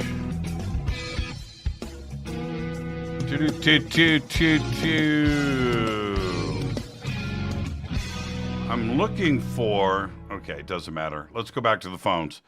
What was that playing in the background? Hold on for a second.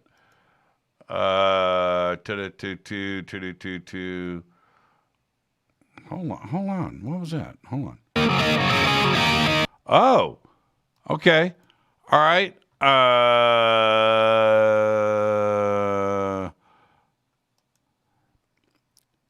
Okay, so this is a track that I wrote. I played everything on it. Everything.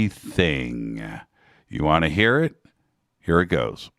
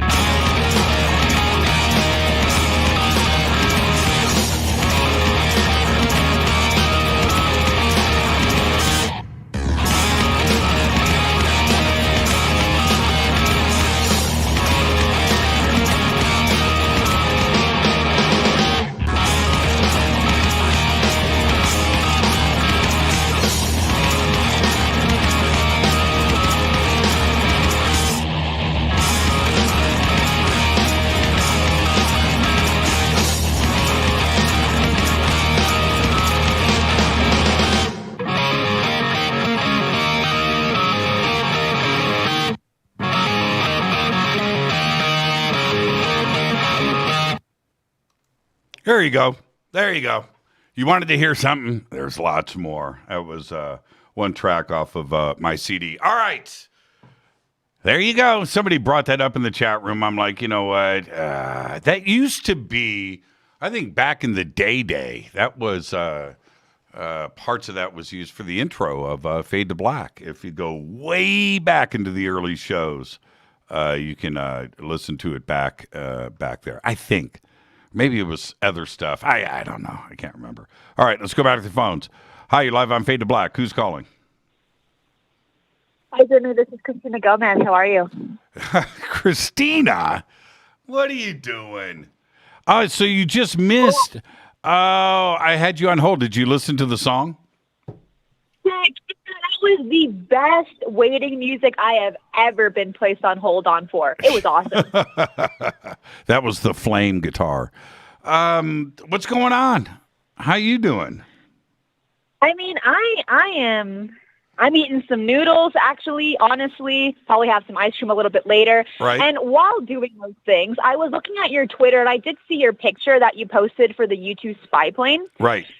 And I got to wondering about the U-2 flights over California and the Mojave, because I know that there are some aviation clubs that take people up to the ceiling over the Mojave, like special tourist flights to the high altitudes, you know? Mm-hmm. Anyways, I was looking into it, I found that in February this year, there was an article in the War Zone about a U-2 flyover, and pictures showed it. It had like a panoramic camera right underneath it. Mm-hmm. And I'll put the link in the chat, but it's interesting because in the article, you can see the flight map tracker of where it flew.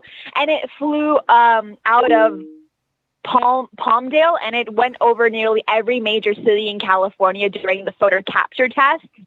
So, so if they were doing it again, you might be caught on camera this time. You know, somebody called me later after I did that post, and they asked me, you know, how low was it? And this was my comment: if the pilot was looking out the window, he would have seen me in my yard looking at him. It was that low. It was that low. I mean, I'm a real bad judgment of out. You know how many. You know, but I'm guessing maybe about 1,000 feet. What's 1,000 feet? How many feet are? Okay, so there's how many feet are in it's 100 yards, 300 feet in a football field, right? So what, 3 football fields? Yeah, it's probably a little higher than that, but I could see everything. I mean, wow. It was right over my, it was like this wide, the wings. It was crazy. Was it silent, or could you hear the engine? I could hear the engines, but it was the thing is with a plane like that. Now, I don't know because I'm not a pilot, but the wings are so big that it doesn't need engines. You know what I mean? It needs engines to fly high up in space. I get all of that, but I mean when it flew over me, this is what it sounded like. The engines, it was going. Like it was just, you know, in idle, you know. It was crazy, man. I didn't expect it. And the only reason why I knew it was there, I would have never seen it because I didn't really hear it, was the shadow. The shadow passed over me, and it was this big shadow. And that made me look up, and I was right at the belly of a U-2. Yeah, it was crazy. Oh, my God. I know, right? I've never seen one. I've been to a bunch of air shows. I've been to air museums. I've been to air museums in Washington, D.C., in Seattle, at the Boeing Museum. I've been there. I've been to the museum. I've never seen a U-2. Not in a museum, not in real life, not in an air show, and one just flew right over my head. Yeah, it was nuts. It was cool. It was so cool. That's insane. The pictures were awesome on Twitter, and also the description that you place. I think it definitely helped me understand a little bit to be able to even look into what a U-2 spy plane is. But anyway, I just wanted to let you know about the article. I just wanted to drop in and say hi to my buddy. Yeah, thank you. Thank you so much, Christina. And send me the link to that so I can check it out. And I would like to go into Flight Tracker, and if it's in the article, the areas that it flew over, to see if it flew over my house before. That's the other thing. That's crazy. What are the odds? No problem. Christina, you're the best. Keep doing what you're doing, all right? This community loves what you're doing. Thank you so much. Right. Bye. I'll talk to you. Christina Gomez coming in strong. Coming in strong. Yeah, that was, I mean, what if, this is the thing, what if I was talking to Race? What if my back was turned? What if I was in the house? What if I was on the other side of the house? What if I wasn't in the backyard? What if? I would have missed it. And it just so happens I was standing at the right spot at the right time to have that, and now, although it was flying slow, the whole thing was probably only 30 seconds long because it came right over my head. It was flying at an angle. That's when I got the shots of it. And then it kind of took this gradual turn and then dipped down behind the houses. So it landed. And somebody posted, why didn't you go and chase it? Well, it was on the ground pretty quickly. But yeah, it was pretty cool. Pretty cool. All right. Let me see here. Let's get back to these calls. And let's see who is over here. That's a long time on hold, too. Sorry you've been on hold this long, but you're up next. Who's calling? It's Roger from Chicago, Illinois. All right, Hey, how you I doing? got a UFO. Doing good. I got a UFO encounter I got to get off my chest. Okay. And this is like I've never had anything that's blown my mind, and my mind's still blown by this encounter. Was it? And I'm not joking. Was it in Chicago? Not. Yeah. Okay. I went outside to smoke a cigarette. I went outside to smoke a cigarette, and it's kind of a little windy out, not too bad. And I'm just lit up, and I took a couple of drags. And I saw this object that's off to the corner of my eye to the right. I thought it was a bird, like maybe a sparrow. And this thing shot down and then zapped right in front of me and stopped. And the object was about the size of a baseball, maybe a little smaller. Really small. And the top was transparent. The bottom had, it looked like white ceramic on the bottom. And in between there was like a ridge, like a rim. Totally, it was, how do you want to say it? It's like metallic or almost like a mirror. And it was totally transparent on the top. And there was 12 beings inside there. In a baseball? About the size of a baseball, a little smaller than that. What, 12? Like, wait a minute. 12? Roger, for real. Roger. I'm not joking. I know you're going to say that. No, but hold on. I got to ask 12 questions. Roger, Go ahead. Yeah. I got to ask questions. Okay, so how far in front of you was this object? I could have grabbed it. Okay, it had to have been that close. Okay. It was right in front of me. And why didn't you grab it? Are you kidding me? No way. Okay, so you're saying that this baseball-sized object, I'm looking around. I don't have a baseball here in the studio, but I was looking for something It's small. a little smaller. Okay. It's a little...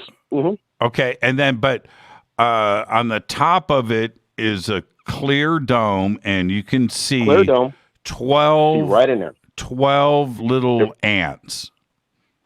Yeah, they were sort of like human beings, but they're all dressed in like some sort of a black suit of some kind. Really? All of them had, and they all had like cameras, like different types of little tiny things, and they were grabbing, just like we have cameras here, but different. And they're taking pictures. Roger, were you puffing? No, I swear to God, I'm not doing any drugs or anything else like that. I know it's like, way out there. But there's probably somebody that's seen this. Have you ever heard of a report like this?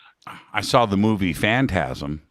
But see, the thing is, something like this happened to me in 1983 on the Sunset Strip. And, that was another story. Okay, so let's focus on yours. Okay. So how long was this out in front of you? This was out in front of me for about a minute. And the first thing I was like, they're taking pictures of you. Yeah, it looked like cameras. Okay. And it was a row of 4, 4, 4, and 4, so it's 12. And they were pointing my direction, and it came in sideways. Well, to me, it's they weren't facing the direction that they're actually moving. And I was like, man, I must be hallucinating, Right. It's like, I got to be, something. And I'm like, well, if this is real, they would have some sort of a telepathic communication. Boom! As soon as I thought that, bang, I got one. And they're like, hey, we remember you from from one of your past lives on our planet. What? And they gave me this image. For real. Swear to God.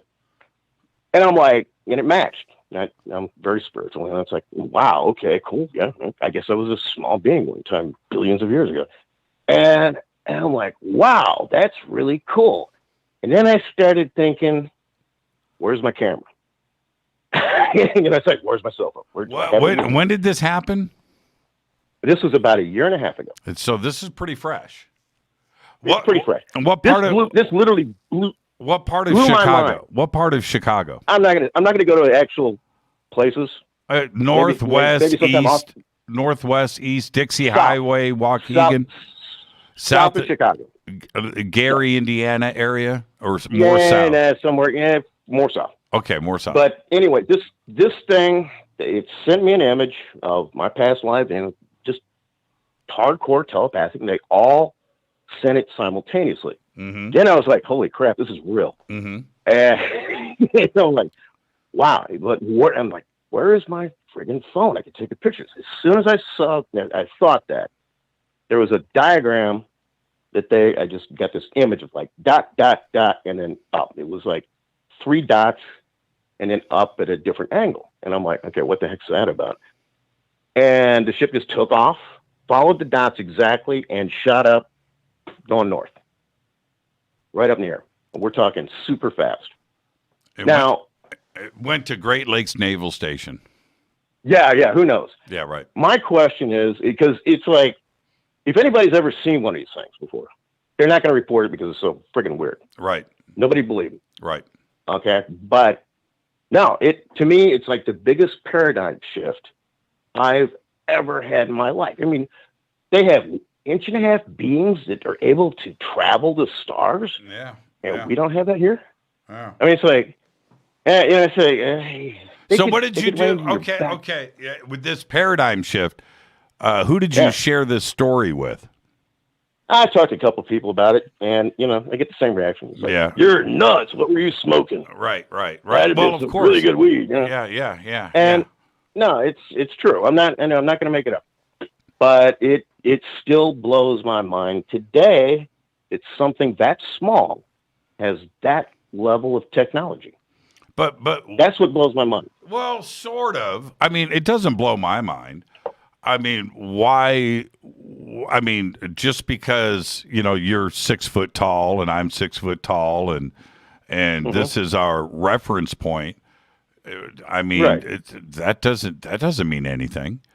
I mean, yeah, true. And we have small things all over this planet. Now, are they cruising around in anti-gravity baseballs? No, but life can exist in many different sizes. So right. Yeah, I'm one of these people that's like, prove it to me. Yeah. And this is one that definitely it smacked me big time, and I'm like, wow. And the thing was really cool. Is like we were both in the same playing field. In other words, they didn't try to like take over my mind, manipulate things that way. It's like, hey, we're here, and you know what? You were probably, Roger. This is the thing. You're friggin' lucky that you saw it. If something is cruising around that tiny, it'd be impossible to see most of the time. If it's a mile away from you, that's it. You're not going to see it. Would it be picked up on radar? Probably not. Probably not. If it was seen, it was because they wanted to be seen. It's too small for us to pick up. Well, maybe ravens or hawks might do the dive bomb attack. Yeah, maybe they could see it. Yeah. The interesting thing was that my whole impression of the entire experience was basically they were tourists. Yeah. Really? Well, that's what it's. Well, that's the first thing that popped in my mind. Okay, now we're going to go down and see Chicago. Yay! And that's Wrigley Field. Oh, the Cubs, right? Right. And that's the Field Museum. That's the Shed Aquarium. Oh, yay! You know, little space tourist. Right. Wow. Have you ever heard of an encounter like that? With anybody? I have actually. The short answer, and I don't want to disappoint you, is yes. And okay, cool. But on a little bit of a bigger scale, not much though. Yeah, the answer is yes. I don't have the time to get into details. I haven't heard about the baseball-sized dome top with a dozen little dudes in it with cameras. No, I haven't. That takes things to another level, Roger. And I want to thank you. It's one of those things where it just blows my mind, and it's caused a paradigm shift because I've had little gray encounters and stuff like that. But right. This was different. Man, what a great phone call. Maybe somebody else out there, now that they've heard this story, can report what they've seen. Yeah. And break the ice on this one. Yeah, we'll see what happens in Twitter and my email. Roger, enjoy your weekend, my man. Great phone call. You too. Great music, by the way. Fantastic. Thank you so much, man. Have a great night. Have a good one. That's a great phone call right there. I almost don't have a way to swing back on that one. That is a great phone call. Right there. Wow. Just when you think, right? Just when you think. But there just has to be an infinite amount of different species and races of intelligent life. There just has to be. It's an infinite number. That's it. Big, small, wide, tall, skinny, every color of the rainbow, just anything you can imagine, all the way back to just identical versions of us too as well. It all has to be out there. That was just incredible. Let's go back to the phones. Hi, you're live on Fade to Black. Who's calling? Hey, what's up, Jimmy? This is David and the gang. What's up, y'all? Hey, Jimmy. Hey, Jimmy. Oh, holy crap. David at large. Lakeland, Georgia.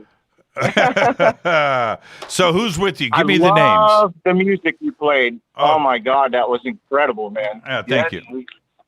Great Fader. You're welcome. And the Strat. I was going to wonder how many frets on that Strat. 20. 20. Okay, that's what it was. 20. Yeah. Yeah. Okay. Awesome. He called it.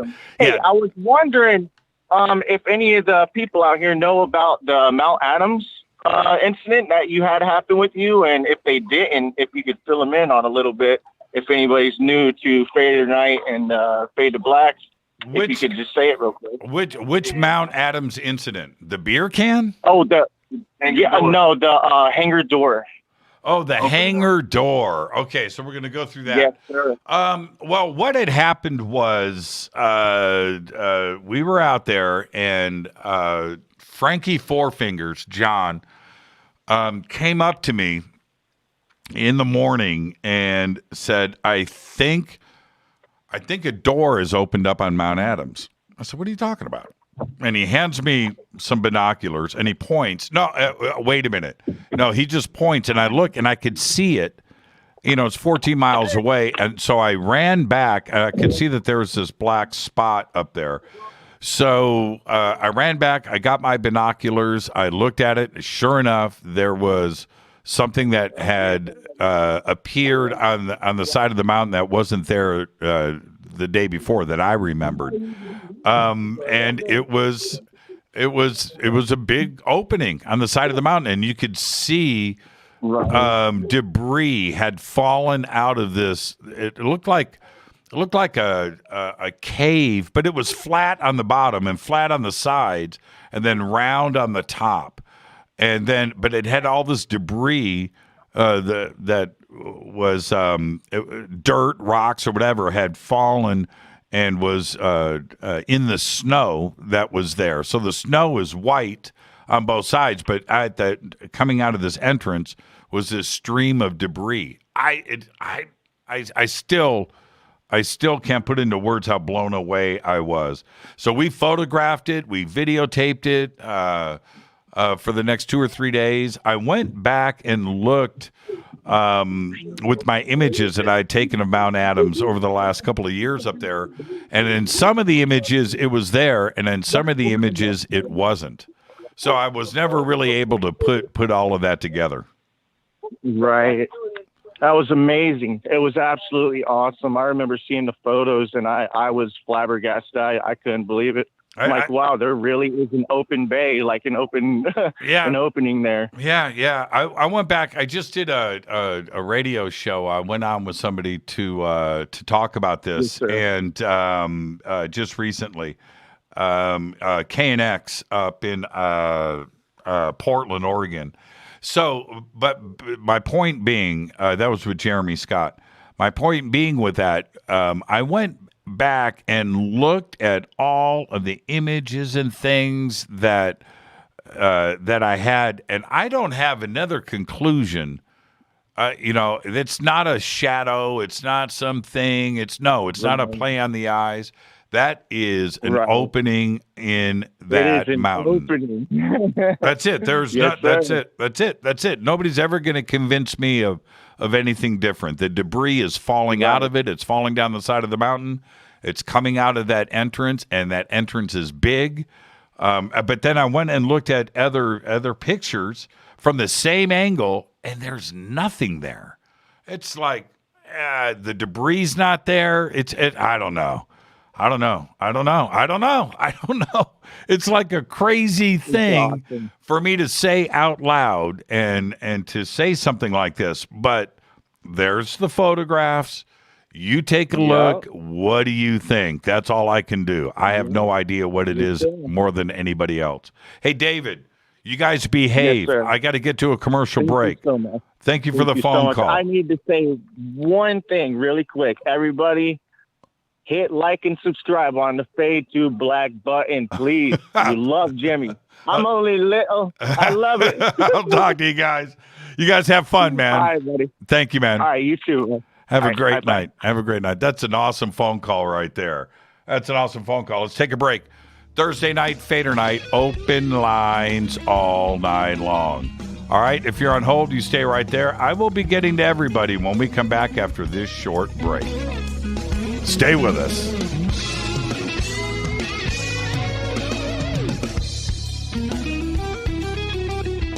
Hi, everybody. This is Rob Halford, the Metal Guard on jimmychurchradio.com. This is KGRA Digital Broadcasting Station, Salt Lake City, Utah, Van Buren, Arkansas. Why is it we're not very good with our health regimen until it's too late? We don't put oil in the car until the engine blows up. When the body's out of balance, your health is not so good. Give your body some love. Log on to wtih.com. That's wtih.com. Try our Life Change Tea, which cleanses you from harmful intruders. A clean colon is one of the ways to bring the body in balance. We also carry organic supplements to help you get where you need to go. So do your body a favor. Log on to wtih.com. That's wtih.com. You can even visit our sales page to save some dough. Does anybody call money dough anymore? Anyway, if you're looking for short, helpful health tips, go to YouTube and punch in Health Matters Now. That's Health Matters Now. So, log on to wtih.com, shop, get balanced, then learn some cool tips at Health Matters Now. You'll be glad you did. That's wtih.com. Your contact for current news and trending topics. KGRAradio.com. This is Jimmy Church of Fade to Black, and I only drink Fade to Black blend coffee from River Moon. Just click on the River Moon Coffee banner at jimmychurchradio.com. Promo code F2B Blend. This is the only way forward. This is Fade to Black. Make contact. KGRAradio.com.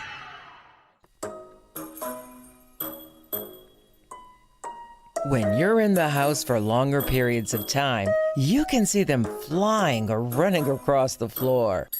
Ooh, yuck. They're unhealthy, gross, and disgusting. Bugs. I loathe bugs. We keep a clean home, but occasionally bugs show up. Well, I found something that is tougher than bugs. Orange Guard. On contact, it kills hidden bugs, including ants, roaches, and fleas. Plus, Orange Guard is a residual repellent.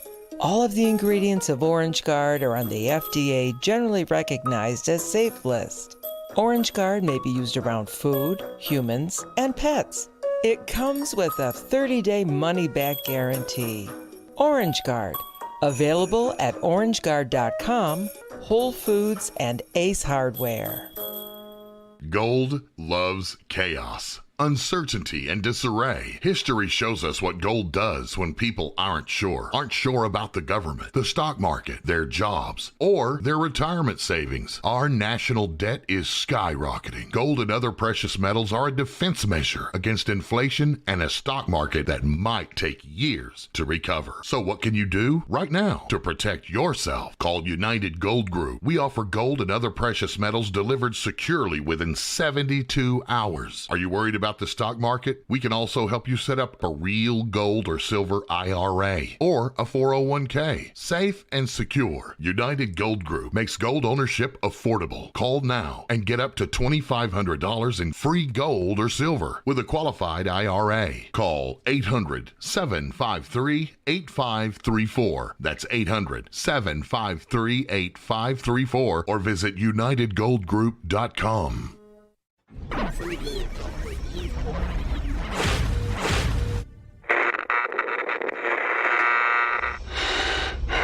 You want to know a secret? I love ponies. I really love ponies. I'm serious. I couldn't stay sane without ponies to brush. Why fade to black? Because you never got that pony, damn it. This is Fade to Black with Jimmy Church on the Game Changer Radio Network and KGRA, the Global Radio Alliance.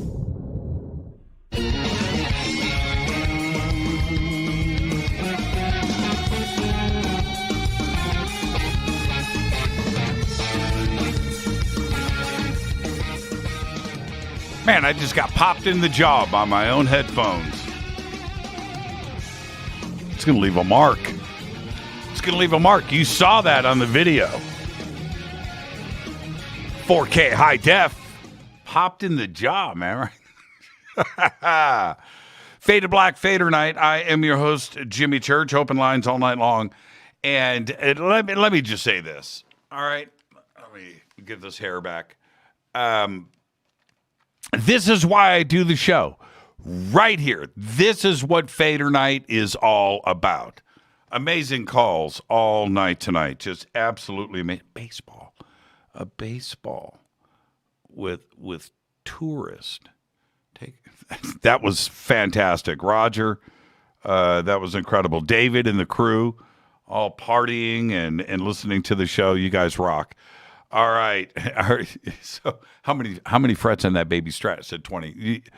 I heard somebody in the background. I called it. I called it 20. I love it, man. I love it. Great stuff. All right, let's keep this going. Let's keep this going. Hi, you're live on Fade to Black. Who's calling? You've got work in front of you after all of these calls tonight. Who's on the line? Hey, Jimmy, it's Mike from Vegas. Mike from Vegas. You got to bring your A game now, Mike. Well, I'm actually just asking you questions, so it might be you bringing your A game. But I'll tell you something funny. Is this line's been open. I listened to you the whole break, stomping around your studio and blah blah blah. It was pretty funny.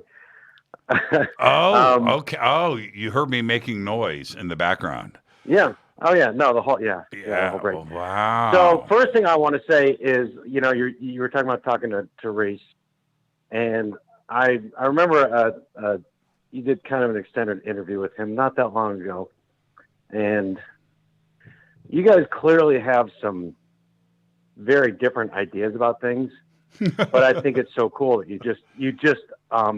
you respect each other and are friends, and I think we need a lot more of that. That's not the reason. That's not the reason I called, but it was just sure.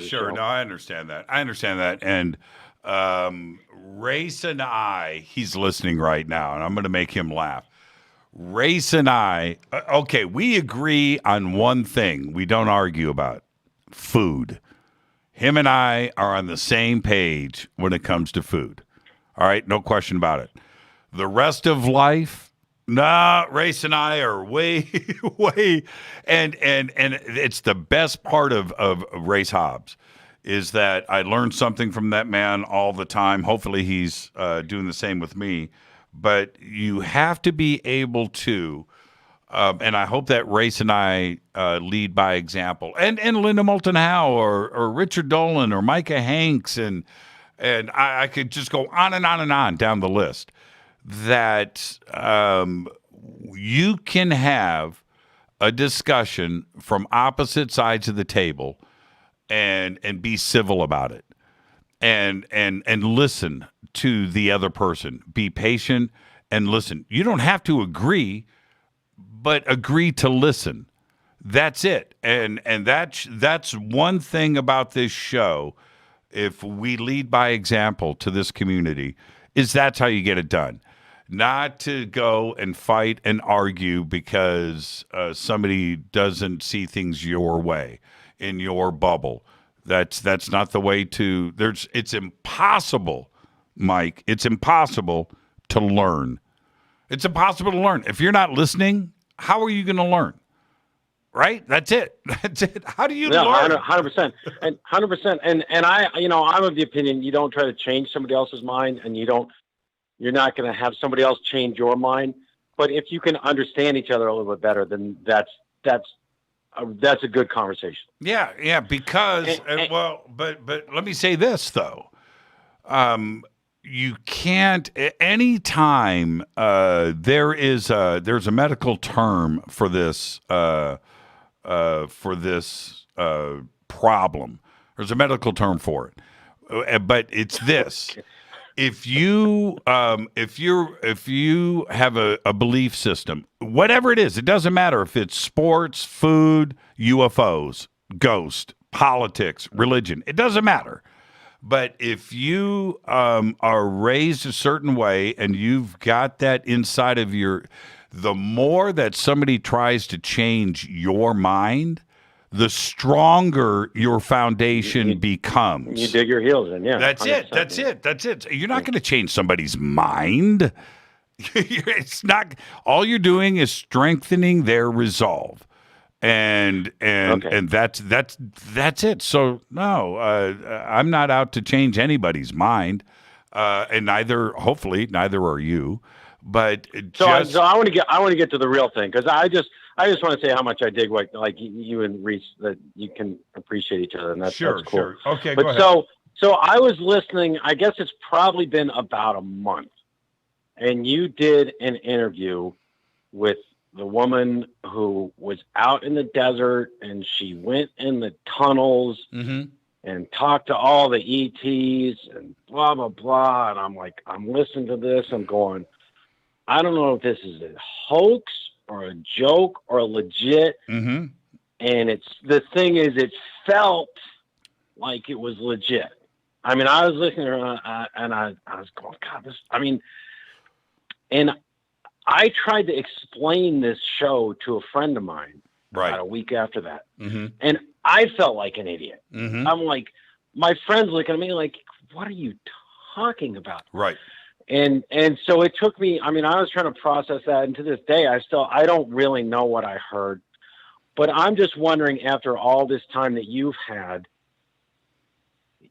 how do you process this, and where do you land on that show? You may have discussed it. You probably have, but I haven't had a chance to hear it. But it was so mind blowing. Right.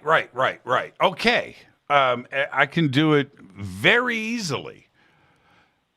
3 callers ago, Roger just called from Chicago, and he is telling us about a baseball-sized UFO that came over, was 3 feet in front of his face.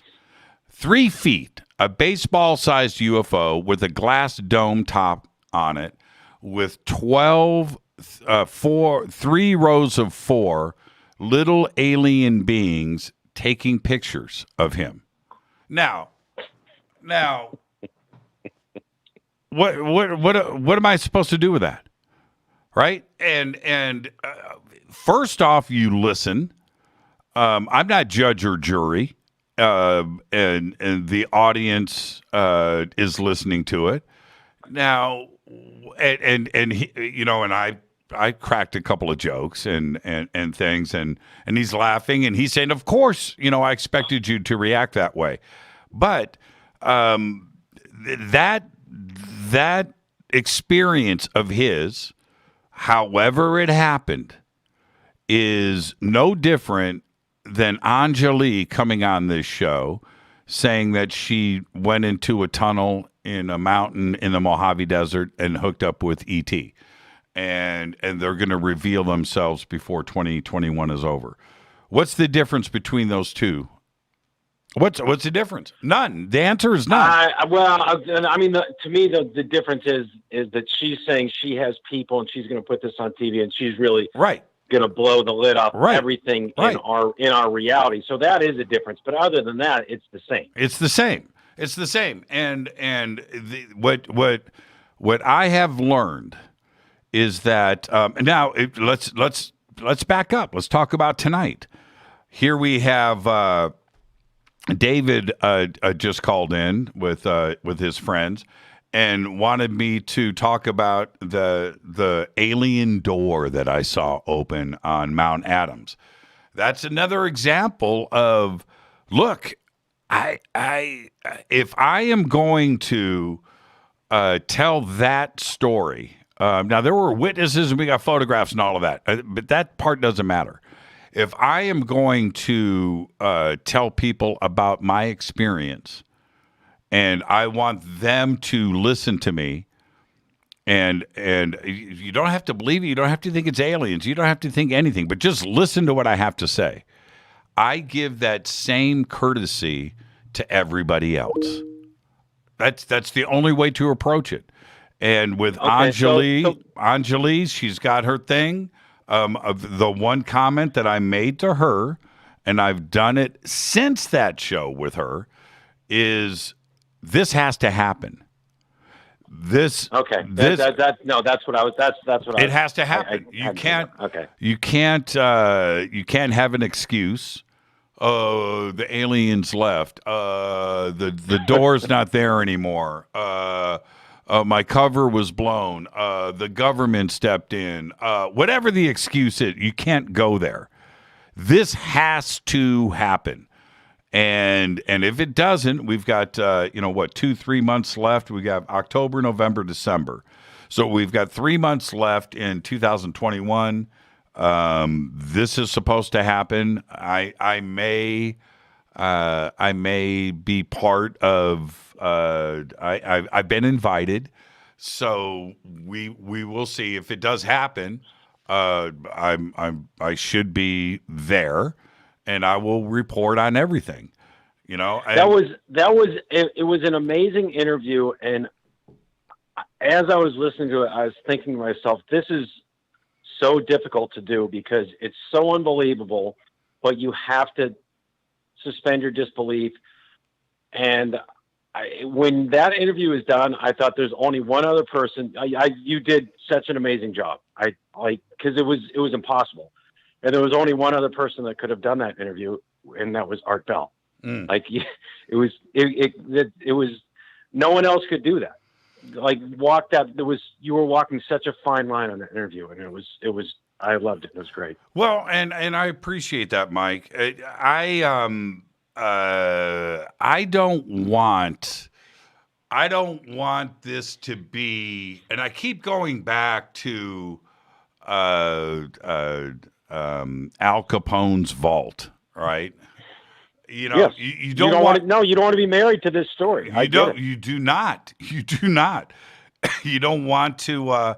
So you walked the line so perfectly with being skeptical enough, but open enough to the facts and unpacking the story. And that's why, as I was listening, I thought you walked that line perfectly. You never bought in, but you never made it seem ridiculous. And you just put the whole thing out in front of people. And it was a great interview. And I thought it was a really difficult interview to do. Yeah, I appreciate that, Mike. I really do. And but this is when you approach something like that, especially from where I sit in my position, ask the questions, find out all of the details that you can, let the story from her position get told, and have that now part of the public record. That was my intention. That's it. Just get as much in so everybody can go back and just reference this. Well, she said this on Fade to Black. Well, this was the timeline. This is how it went down. And now it is there. It's in a file. It's saved. It's out there in public. Anybody can go and listen to it, and it's there forever. That was the intention of the show. I'll have her back on, probably pretty soon, to get some updates and see where we are at with everything. I have not met Anjali in person yet. That may happen too as well. And we'll see how this thing continues to move forward. Or, just like anything, history is on our side. What is this going to be 3 or 4 months from now? Well, we have to wait for that part. But 3 or 4 months from now, we should have a very clear picture as to what we're dealing with here. And that's where we're at. And history's always the best judge. And let's get to that point. I will say this, and then I've got to get to some other calls, Mike. But I'll say this. I think I've said this on the air, so I'm not really violating any privacy. But I called up Richard Dolan, and I said, "What do you make of Anjali?" And his immediate response was this: "Hope she's right. How great would it be, right? Hope she's right. We have to wait and see." And that's exactly. I think that's how a lot of us feel. Right, that's how a lot of us feel. We're not holding our breath, but we hope she's right. That's it. And that's the best position to have. Mike, enjoy your weekend, my man. Thank you for the phone call. Thanks, Jimmy. I appreciate it. Have a good night. You too, man. It's time to fade to black. That's a good phone call right there. I really appreciate that. And we'll see. I mean, tomorrow is October 1st, right? 2021, man, is coming to a close quickly. And now I want to say this too before I get back to the calls. I feel that, and my vibe is a pretty good barometer, I think, for the planet. I think that 2 years of this darkness that we've gone through, almost 2 years, started February, March of 2020. And here we are closing in at 2021, gone through 3 cycles of this pandemic.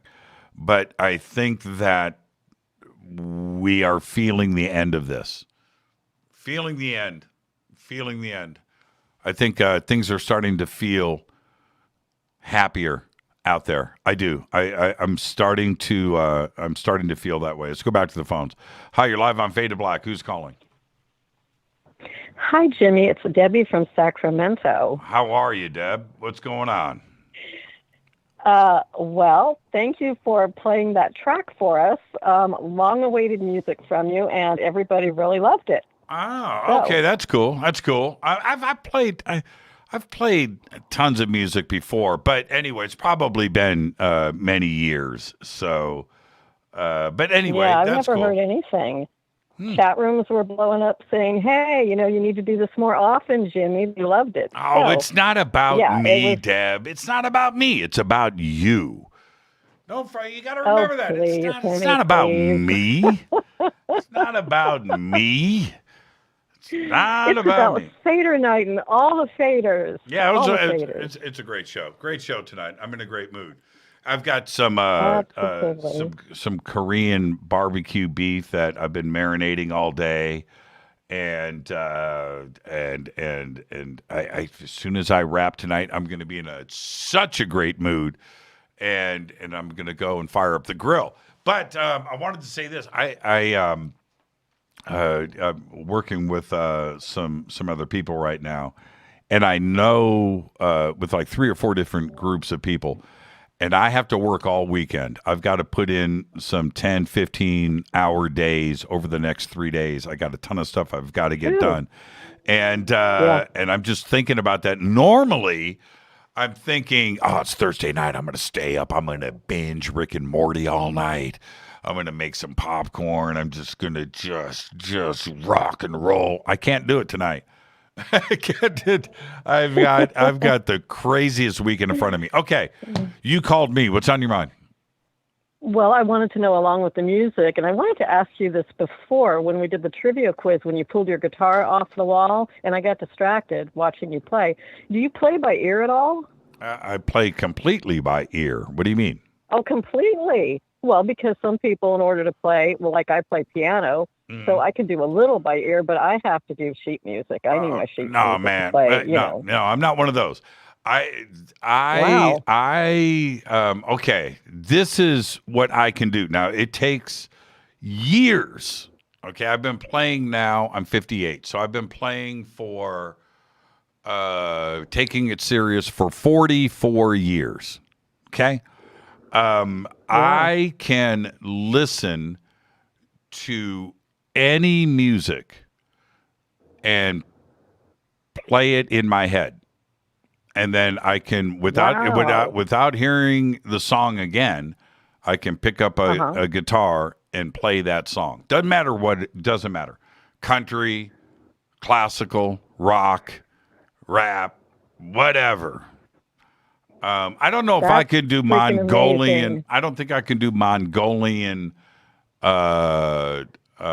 monastery chants. That's taking things to another level. But yeah. So, and it doesn't matter.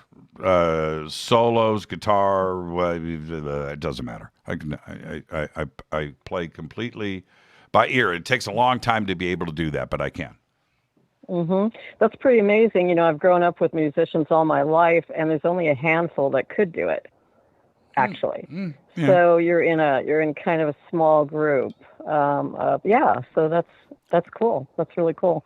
So now I have to ask you, a while back, I wanted to send you a shirt that said Fringe Radio sex symbol, only now I have to amend it and put that shreds on it. Oh. Okay.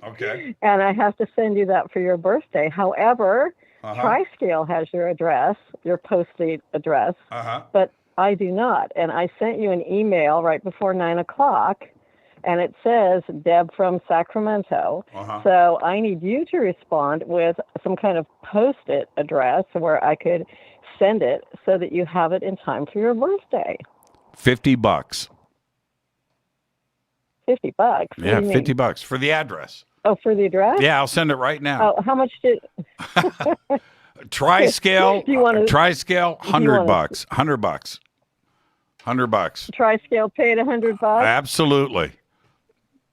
He told me you said secret address, private address, so he's afraid to share it with me because of the way that you prefaced it. You think I didn't message TriScale? No, actually, already? TriScale didn't tell you the whole thing. I said you are free, right? You can go and you can go ahead and sell the address, $100 a pop. Split it with me, $50, and you're free to go. So he knows this. So I guess. How do you expect for faders to send you gifts if they don't have anywhere to send them? Well, I think I just answered that for you, though. If you think about it. Oh my God! So I have to super chat. I'm going to have to throw a super chat at you for $50. You know what? Super chats. Okay. Hold on. Let me swing over. I'll say this right now super chat, $50. You get my secret address textoso. So let's see if the super chat lights right up. Now, hold on. Let me do it right now. I don't play. Hey. Okay, all right. Hold on. Let me get in here. There we go. It's at a 0. It's got 5 on here. No, I don't want to send you 500. That's too steep. Even you're not worth that. Oops. Never mind. Okay. Hold on. Here we go. Hold on. Okay. Let's see. Boy, Church, you better be worth it, I'll tell you. Not the first time I've sent you a $50 super chat. There you go. Oh, she did. It just popped up. Wow. Hold on. You're such a... Okay, now you better find that email and send it, or I know what. So cool. Okay. Say thank you, Deb. So happy birthday. Modesto. I hope you like the gift. Just so you know, it's not really that shirt. It's something better, but okay. I don't want to tell you what it really is. All right. Well, yeah, it's pretty wild that another trip around the sun, is happening. We all do it. I'm thankful that I'm healthy, and that I got to another birthday, and in years past, birthdays. Before 10, 12 years ago, birthdays were private and things. Now it's a very public thing that we go through. Yeah. I mean, all of us. I mean, birthday messages everybody gets on Facebook and now your birthday is public. So it's a bit different now, but I just thank everybody to ride this through with me, and I really appreciate it, Deb. All right, so check your email, and I'll get you all hooked up. I will. Now, do I get to sell it too? No. I'll talk to you, Deb. I won't. Have a great weekend. You too, dear. Take care. And fade to black from ET phone home. It's time to fade to black. Bye, Deb. Have a great weekend. This is Fade to Black. I am your host, Jimmy Church. It is Thursday night. It is Fadernight. Open lines all night long. We got one segment left. 747-228-2051. 747-228-2051. It's a perfect night on the show. It's a perfect night. It's going to be wrapped up with Korean barbecue. Stay with me. I'll be right back.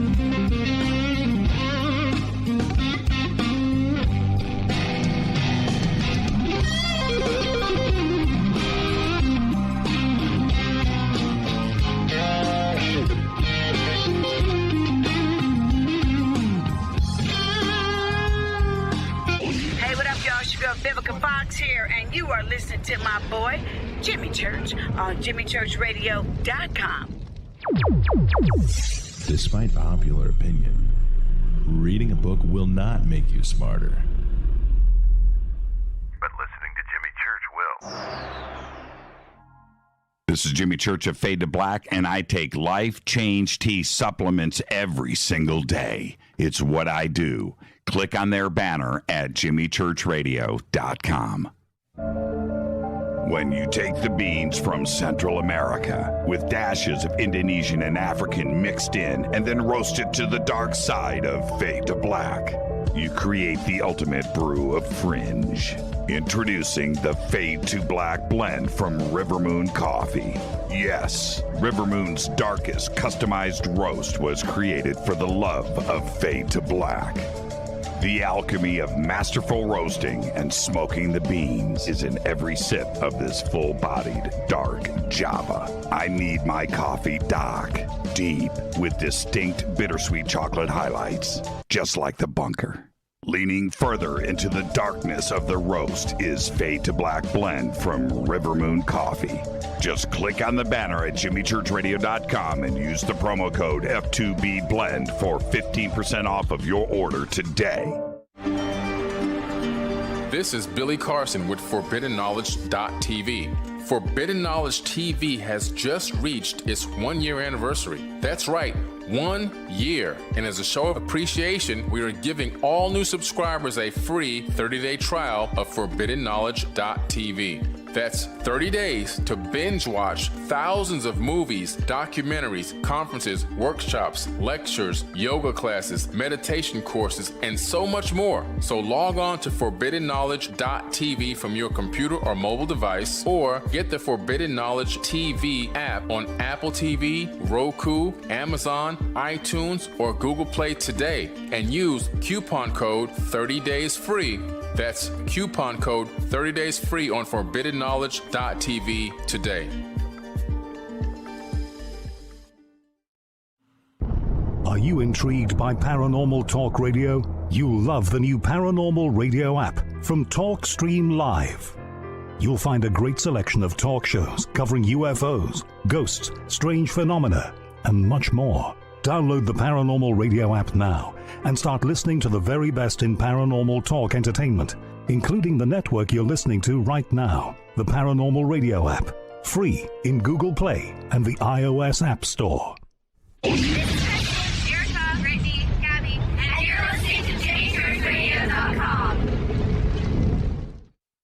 It's not a lifestyle we chose. We were born this way. KGRARadio.com.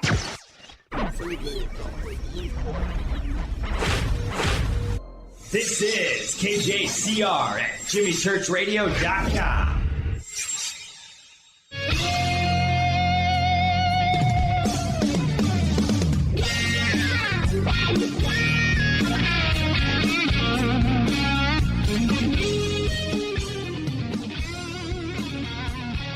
Welcome back. Fade to Black. I am your host, Jimmy Church.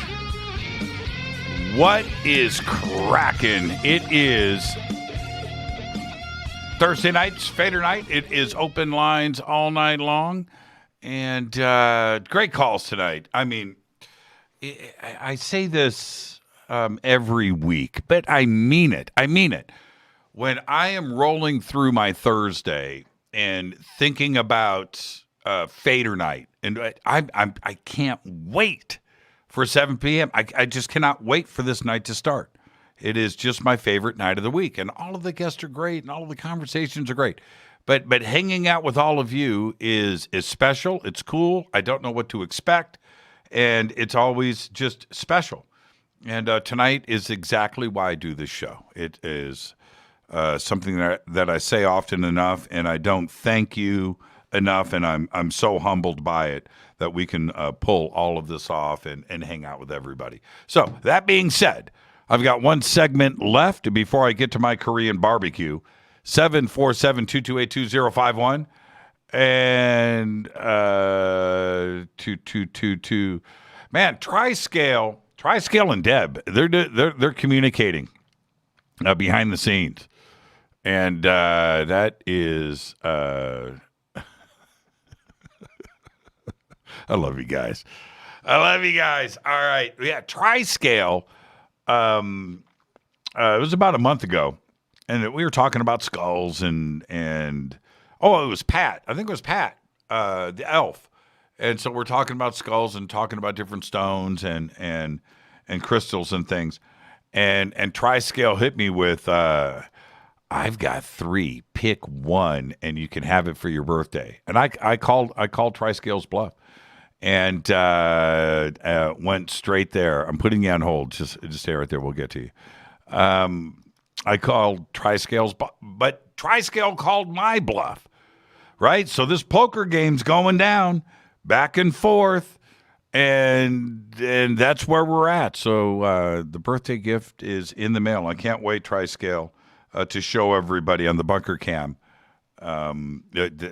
Just an amazing skull. I'm just going to leave it right there. All right, so with that, let's go back to the phones. Hi, you're live on Fade to Black. Who's calling? Sam Michael from Saskatoon. How are you doing, my friend? I'm doing good. How are you? Oh, I'm doing wonderful. I just had 2 things I wanted to discuss with you. How about that Christina Gomez, eh? Yeah, she's cool. She's cool. Hey, but, I want to tell you something about that you're not aware of. I was on Twitter once, and I seen this new account, and it was a UFO. Like, she changes her look and stuff like that, and that's great. But she had like 50 followers, and she's putting stuff out. She's not getting any likes. And I seen this going on, and she was like really trying hard. So if Christina's listening right now, it's St. Michael's Word. I'm the guy on Twitter that was telling you should like listen to Jimmy Church, and we talked about night vision goggles, and I obviously like suggested yours, and I grabbed pic off the internet, and then I posted on Twitter, and I sent it to her, and she goes, "Those are cool." And I go, "Yeah, those are Jimmy's special night vision goggles, right?" Mm-hmm. And she says, "Okay, I haven't heard of them," and I can't tell you the time from this because I'm Canadian. We have censorship in Canada too. I'm locked out of my Twitter account since before the election and stuff. I haven't talked to her since then, but her and I used to direct message and stuff. I think she's a great young lady, and I think she's going to do great. And it's so awesome that you're giving her an opportunity and you're going on her show and stuff, Jimmy. That is totally awesome. And besides that, now, what's with all the Bigfoot talk lately? What? All of a sudden, that's like apparently a focus, or it's in the light, in the light, well, you know what I mean? Sort of. Obviously, there has been a lot of. St. Michael, stay right there for a second. Don't go anywhere. I got to do something really quick, and let me do this because as you can hear, the phones are absolutely blowing up. So I've got to cancel a few things. Okay, let me do that.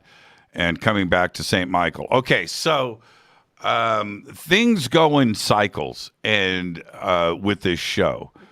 And I've done it long enough now to see that some things are done with intention. I'll do a UFO week. I'll do an all-female week. I'll do a women's week, or Egypt week. Whatever, and I'll do that with intention.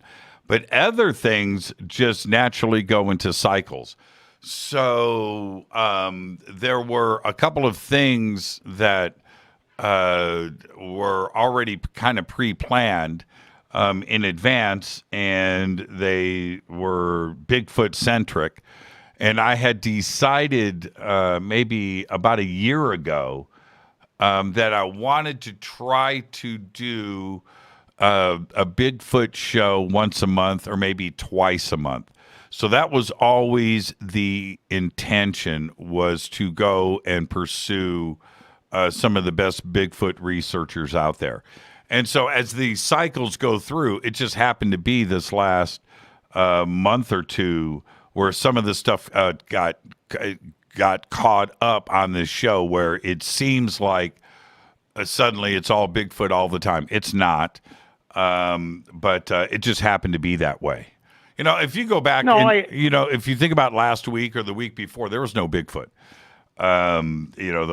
So it just happens to be that way. This week was road trip week, and so I had 3 road trips. 2 of them happened to be about Bigfoot, but the focus was on road trips and getting out there and doing some exploring.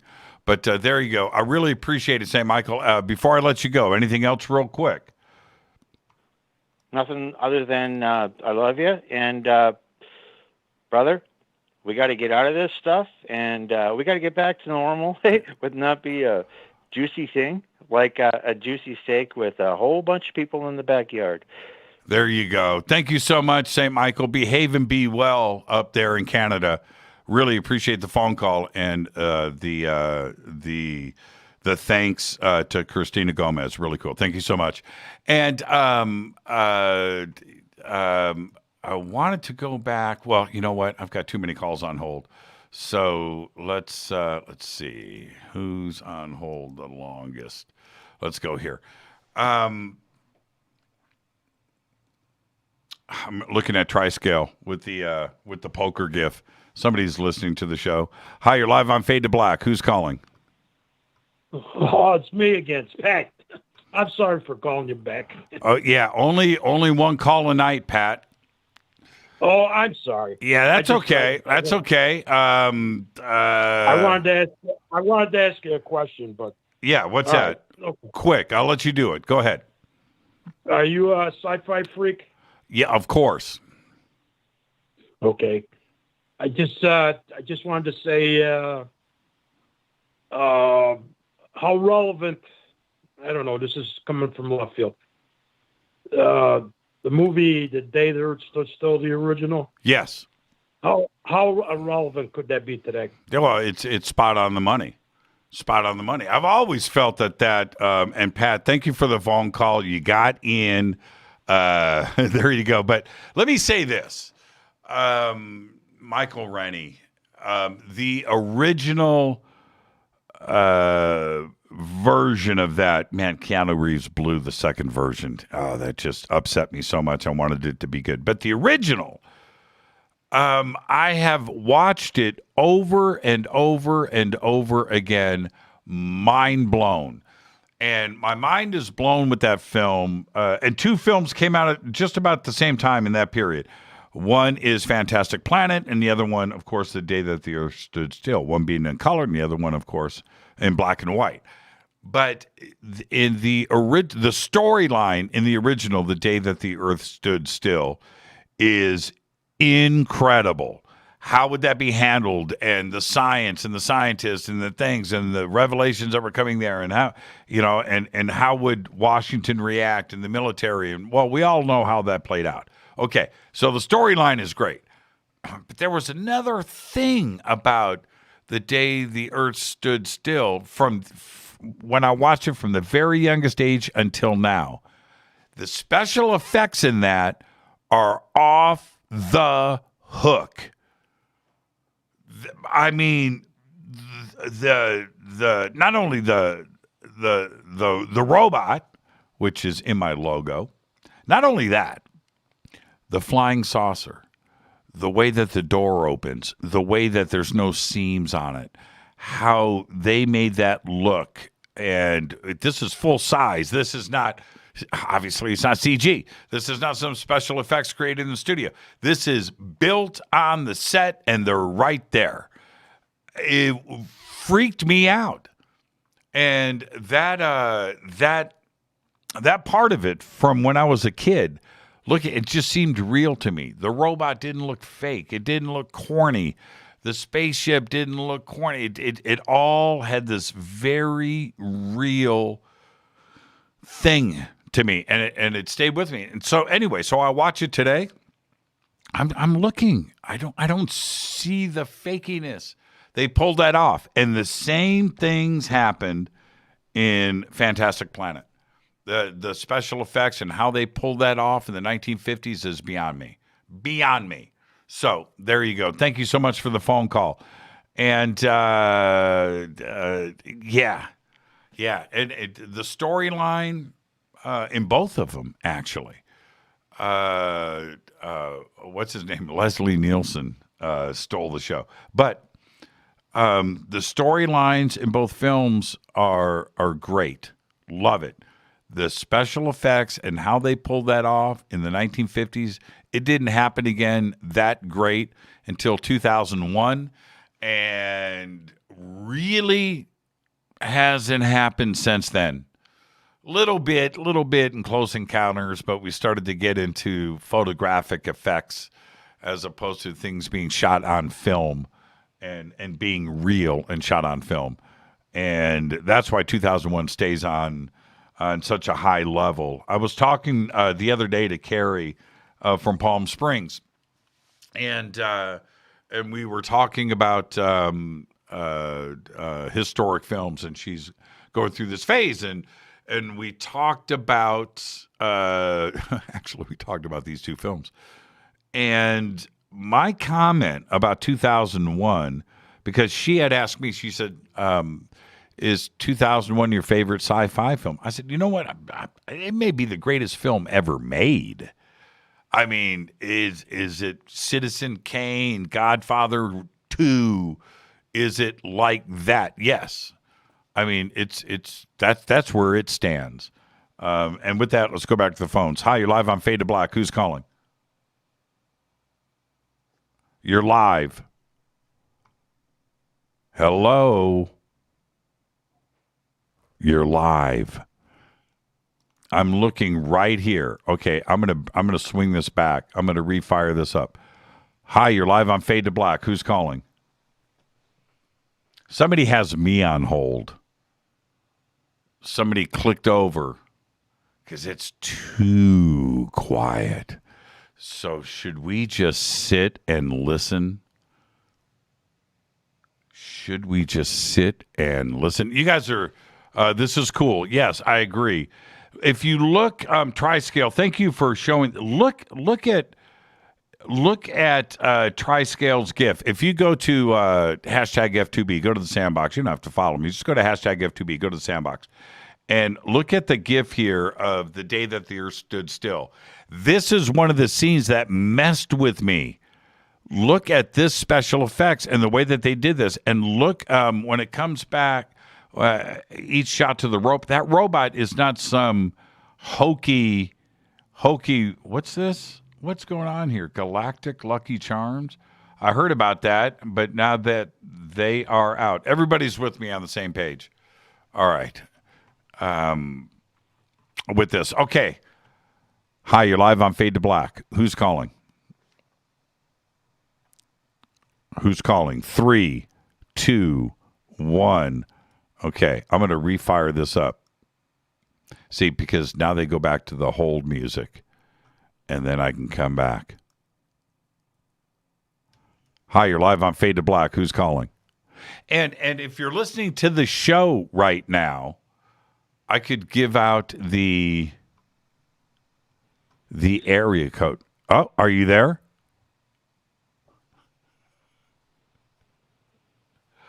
Three, 2, 1. That's it. Boom. Hung up. Okay. Oh, did I just clear out? Wow, I did. Okay, I've got open line. 747-228-2051. 747-228-2051. I just hung up on everybody at the same time. So I've got open lines. I was going to switch over to another call. 747-228-2051.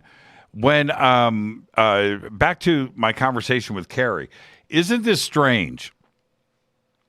This is how the universe works.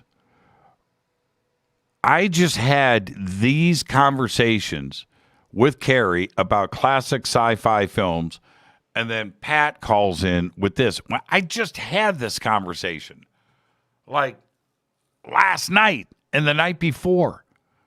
And the relevance of these films and what they mean to me, and I'm turning around on Fadernight speaking about it. That's bizarre. That's like real deja vu stuff right there. All right, let's okay.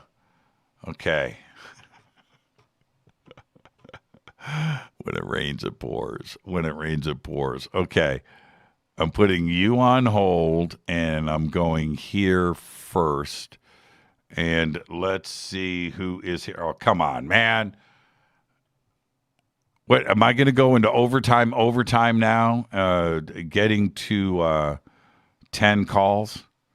Okay. All right. Let's see. Hang on for a second. Who was first? I think it's this one right here. I don't know. I messed it up. Let's just go. Let's bang these through. Hi, you're live on Fade to Black. Who's calling? Jimmy? Yes. Hey, Jimmy, this is Henry from Virginia. Henry from Virginia. How are you? I'm doing great. It was great hearing your music earlier, and I was wondering if you could tell us any stories about your time in the music business, or if you have any Guns N' Roses stories. Oh, man, I got too many of those. And there's only 10 minutes left in the show. There's only 10 minutes left. One quick story. Okay, I'll share this. Okay, everybody hears this Rob Halford, right, drop that's on the show. Hi, this is Rob Halford, the Mental God, and you're listening to JimmyChurchRadio.com. And Rob, yes, I've always held at the highest levels, right? Love that guy. Got to work with him for a couple of years. Well, so anyway, we're doing this show at the Roxy, and he's, for the first time, showing his new band. And a friend of mine is playing drums in this band. His name is Sid Riggs. And that was cool. John 5 is playing guitar. And so anyway, but for the encore, I'm standing behind the bass amps. I'm on stage. next to Sid, and Rob goes out on stage and he says, blah blah blah blah blah. Bands like this get put together. It's not about me. It's about the team that's here. But I just want to say thank you to Mr. Jimmy Church. And I was like, what? And I was like, that's it, man. Life's done. Whatever happens from here on out, it's just I'm on cruise control. But this moment right here was cool. And so there you go. There's a rock and roll story. Henry, enjoy the rest of your night and your weekend, and we'll see you right here on Monday. Thank you, Jimmy. Fade to black. Fade to black. Thank you so much, Henry. And so that's that. Let's go here. Let's see. Hi, you're live on Fade to Black. Who's calling? Is all about people doing fucking... Clean up your language. Hello? What? Hello. Hi. Hey, how's it going? It's going good. You want to talk to Jimmy? Yes, this is Paul. Okay, this is Paul. What do you want to talk to Jimmy about? Well, I guess I would like to talk to you about my first UFO encounter with my dad, Uncle Bob. You've talked to him before. Okay, but Jimmy doesn't like bad language on the show. Can you clean it up? Yes. Okay. Yes, all right. I'm going to put you on hold. Stay right there. We'll get you on with Jimmy here in just a second. Gotcha. Okay. Stay right there. Hi, you're live on Fade to Black. This is Jimmy Church. Who's calling? This is Paul. Hey, Paul. How you doing? Good. How you doing? Doing good. What's on your mind? I thought I would start in chronological order and telling you about my UFO encounters. Okay. We've got about 6 minutes. Can you chronologically get this in a linear fashion on the time scale and get those different stages in? Is it possible? Sure can. Okay. Let's start with number one. Okay. So this is back in 1995, I believe. Okay. And we were in 96. And we were in L.A., Santa Monica. And we're in the backyard. My dad's playing acoustic. Uncle Bob, you've talked to him before. And we're stargazing. And he's showing me satellites. This is the first time I've ever seen satellite, And, they go in a straight line, a little white dot in the sky. And then all of a sudden, here comes one, but it's glowing red. And it's like elongated, like cigar shape. And we're watching it, and then it's changing speed. And then it zips over to the left. And he says, "Did you see that?" And I'm like, "Yeah, I seen that." What? And it zips over to the right, and it zips back over to the left, and then bam, it goes like in a straight line and disappears. That was my first UFO encounter. Okay, what was number two? Let's try to get as much in as we can before we wrap the show. Okay. Number two, we're in Ceres, California, right here next to Modesto. Uh-huh. And we got invited to go watch the first Fast and the Furious movie at the drive-ins. And we're sitting there right up front, so close to the screen, you almost can't even see what's going on. Right. And of course, we weren't too interested in the movie, but we're stargazing, and here comes what looks like to be a balloon, like descending out of the sky, like it's losing altitude. It's coming down very slowly. There's no wind, there's no breeze, and it's coming towards the screen. And my dad points it out, and I'm looking, and I'm like, okay, it looks like a balloon, and it starts to go behind the screen, and we're like I said, we're right up front next to the screen. Right. So we're like, okay, let's see where it went. We jump on the other side of the screen, and we see it, but it's already like a couple football fields away from us. And we're like, no way, it moved that fast. It was just barely illuminated by the light around us. And then we're watching it, and it starts picking up speed and like going away. We just kind of look at each other like, that's abnormal. Yeah. That was my second UFO encounter. Okay, let's get to number 3. This is good stuff, Paul. Okay, number 3. Number 3 would be, we're in Ceres again. Mm-hmm. We're in my grandma's yard. We're standing around the fire pit. There's no fire going. But we're just sitting there stargazing again. Just something me and my dad just, sharing the wisdom, and we're stargazing.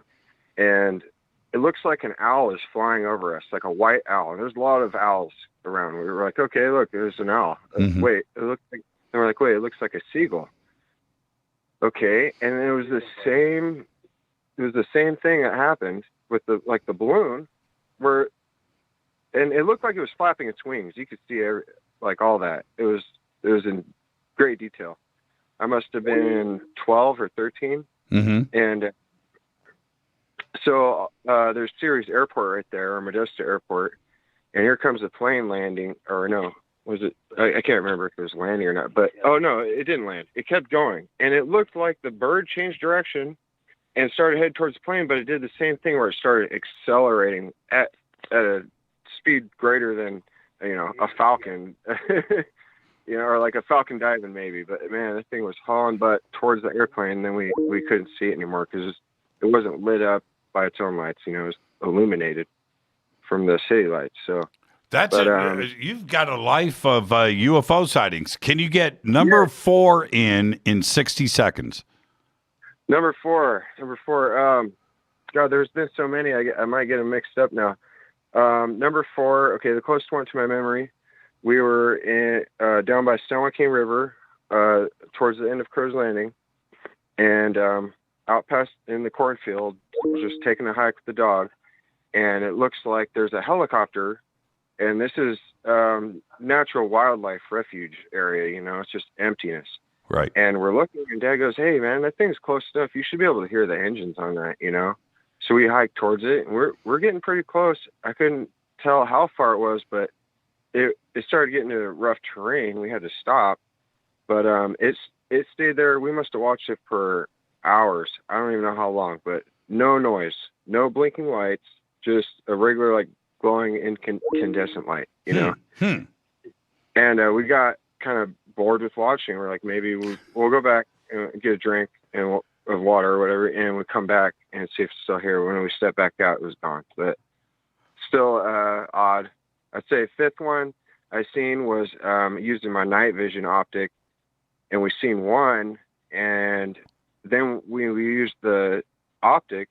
We could see clusters of them, and they're all wandering around like a bunch of gnats or flies in the air, Yeah, that's the best, Paul. I gotta wrap the show here. That's the best part of night vision, though, because right? you're sitting there with your naked eye, you got nothing, right? And then you and then you look through the night vision, and now that stuff is going on that you can't see. Paul, enjoy the rest of your night and enjoy your weekend, man. Thank you so much. Great phone call. You too, brother. It was an honor. Yeah, thank you so much, Paul. And that's a great phone call right there. Man, I got 5. I got 5 out of Paul. Incredible. What a great night. What a great Fader night. You guys are the best. Fadernauts are the absolute very best. This is why it's the best night of the week. Fade to Black is produced by Hilton J. Palm, Renee, Dennis, and Kevin. Announcers are Steve Harder, Gene Vito, and Mark D. Kovar. Webmaster is Drew the Geek. Music, Doug Aldrich. Intro, Spaceboy, spaceboymusic.com. That last caller, Paul, he sounded like Doug Aldrich. He did. I thought it was a crank call. I thought it was Doug Aldrich calling in. Thank you, Paul. Intro, Spaceboy, spaceboymusic.com. This broadcast is owned and copyrighted 2021 by Fade to Black and the Game Changer Network, Inc. It cannot be rebroadcast, downloaded, copied, or used anywhere in the known universe without written permission from Fade to Black or the Game Changer Network. I'm your host, Jimmy Church. I got to work all weekend long, but we've got big announcements coming on Monday. Get ready. Until then, I want everybody to be safe. It's time to fade to black.